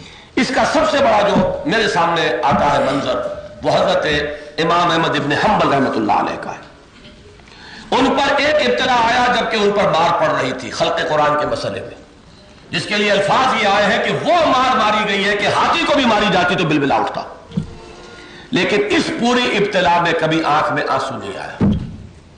پھر حالت بدل گئی، خلافت تبدیل ہو گئی، اب نیا خلیفہ آ گیا، دارالخلافہ جو ہے محل کے حالات بدل گئے، اب دربار خلافت سے ایک آ رہا ہے ایلچی اشرفیوں کا توڑا لے کر کہ یہ آپ کی خدمت میں ہدیہ ہے، دربار خلافت سے بھیجا گیا ہے، اس پر حضرت امام احمد بن حنبل رو پڑے ہیں اللہ میں اس آزمائش کے قابل نہیں ہوں. یہ آزمائش نہیں کڑی ہے اس آزمائش. یہ آزمائش وہ ہے جو زبانوں پر تالے ڈلوا دیتی ہے. یہ آزمائش وہ ہے کہ جس میں ابو الفضل اور فیضی جیسے مبتلا ہوئے اور انہوں نے کتنا بڑا فتنہ کھڑا کر دیا. یہ آزمائش زیادہ کٹھن ہے بنسبت اس دوسری آزمائش کے. جو شخص یہاں پہنچ جائے گا گویا کہ وہ ہدایت تامہ تک پہنچا ہے. تو سورہ فجر کی وہ آیات ذہن میں رکھیے. اب آئیے یہاں یوم یجمعکم لیوم الجمع ذالک یوم التغابن، وہ دن کہ جس دن وہ تمہیں جمع کرے گا، جمع کرنے کے دن. جان لو کہ ہار اور جیت کے فیصلے کا دن وہ ہے. جو اس دن جیتا وہ جیتا، جو ہارا وہ ہارا. دنیا میں وہ فرعون کسی حکومت کرتا ہوا آیا ہو، نمرود کسی سلطنت کا مالک رہا ہو، قارون کیسے خزانوں کا مالک رہا ہو، یہاں آ کر ہارا، ہار گیا. اصل ہار یہ ہے. اور وہاں وہ 2 وقت کی روٹی کو محتاج رہا ہو، وہ کہیں کٹیا میں سوتا رہا ہو، فرش پر سویا ہو، اس کے پاس بچھونا نہ ہو، لیکن اگر وہ ایمان اور عمل صالح کی دولت لے کر یہاں آ گیا وہ کامیاب ہوگا. ابد الآباد تک کی کامیابی ہے. جب تک کہ یہ معیار نگاہوں کے اندر جم نہ جائے اصل میں، اس وقت تک ہمارے، اس لیے کہ ویلیو سٹرکچر کے اوپر سارا دار و مدار ہے ہماری بھاگ دوڑ کا اور محنت کا. جب یہ معیار بدلے گا تو پھر ہمارا رخ بھی عملاً جو ہے تبدیل ہو جائے گا. یوم یجمعکم لیوم الجمع ذالک یوم التغابن ومن یؤمن باللہ ویعمل صالحا، اور جو ایمان رکھے گا اللہ پر اور نیک عمل کرے گا. اب یہ آپ نے پھر دیکھا کہ ایمان میں سبو لیا ہے ایمان باللہ سارے ایمانیات کو، کسی اور ایمان کا ذکر یہاں نہیں کیا، اس لیے کہ اللہ پر ایمان ہاتھی کے پاؤں میں سب کے پاؤں. اللہ کے ایمان کا ذکر آ گیا تو ایمان بالآخرہ، ایمان بالرسالت، ایمان بالجنہ، ایمان بالنار، ساری چیزیں آ جائیں گی اس میں. وَمَن يُؤْمِن بِاللَّهِ وَيَعْمَلْ صَالِحًا، البتہ عمل صالح لازم ہے. يُكَفِّرْ عَنْهُ سَيِّئَاتِهِ، اللہ دور کر دے گا اس سے اس کی برائیوں کو. وَيُدْخِلْهُ جَنَّاتٍ تَجْرِي مِن تَحْتِهَا الْأَنْهَارُ، اور داخل کرے گا ان باغات میں جن کے دامن میں ندیاں بہتی ہوں گی. خالدین فیہا ابدا، اس میں وہ رہیں گے ہمیشہ ہمیش. ذالک هو الفوز العظیم، ذالک الفوز العظیم، یہی ہے بہت بڑی کامیابی. اب اس کے برعکس والذین کفروا وکذبوا بآیاتنا، اور وہ لوگ کہ جنہوں نے کفر کیا اور جھٹلایا ہماری آیات کو. یہ 2 الفاظ جو ہیں ان کو بھی یہ نہ سمجھیے کہ یہ کوئی صرف مترادفات ہے ایک خطیبانہ انداز میں. ان دونوں کا کونوٹیشن مختلف ہے ایک دوسرے سے. والذین کفروا وکذبوا بآیاتنا، کفر کا اصل مفہوم کیا ہے؟ کسی شے کو دبا دینا، چھپا دینا. ایمان اصل حقیقت کے اعتبار سے فطرت انسانی کے اندر موجود ہے. انسان اسے دباتا ہے، انسان اس کو چھپاتا ہے. اللہ کی معرفت قلب انسانی میں موجود ہے، وہ اپنی مصلحتوں کی وجہ سے اس کو چھپا کر رکھتا ہے. یہ کفر ہے. اور اس کے بعد دوہرا جرم جو بنے گا وہ ہے تکذیب، جھٹلاتا ہے. ایمان کے 2 اجزاء ہیں، وہ سورہ نور، اس کا درس ہو چکا ہے، وہی جو ٹیلی ویژن کا سلسلہ خدا کا تھا کہ نور علی نور، نور فطرت اور نور وحی، ان دونوں کے امتزاج سے نور ایمان وجود میں آتا ہے. فطرت سلیم ہے، اس میں نور ہے، اور جب وحی نے آ کر اس کو، جیسے کہ آئینہ جو ہے وہ کسی شمع کے سامنے آ جائے تو جگمگا اٹھتا ہے، اسی طریقے سے ان دونوں انوار کے مجموعے سے نور ایمان وجود میں آتا ہے. اب نور فطرت کو جو دبا رہا ہے اپنی مصلحتوں کی وجہ سے، وہ در حقیقت پہلا جرم اس نے کیا. اب وہی سامنے آئی تو اس کا انکار کیا، اس کو جھٹلایا. یہ 2 گویا کے مختلف کونوٹیشن کے حامل الفاظ ہیں.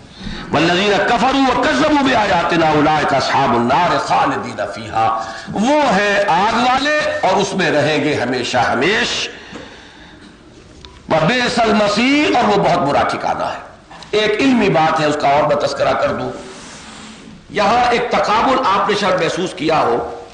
جنت کے ذکر میں ابدا کا لفظ آیا ہے اور جہنم کے ذکر میں صرف لفظ خالدین پر اکتفا کی گئی، ابدا نہیں آیا. یہ ذرا نوٹ کر لیجیے اس کو.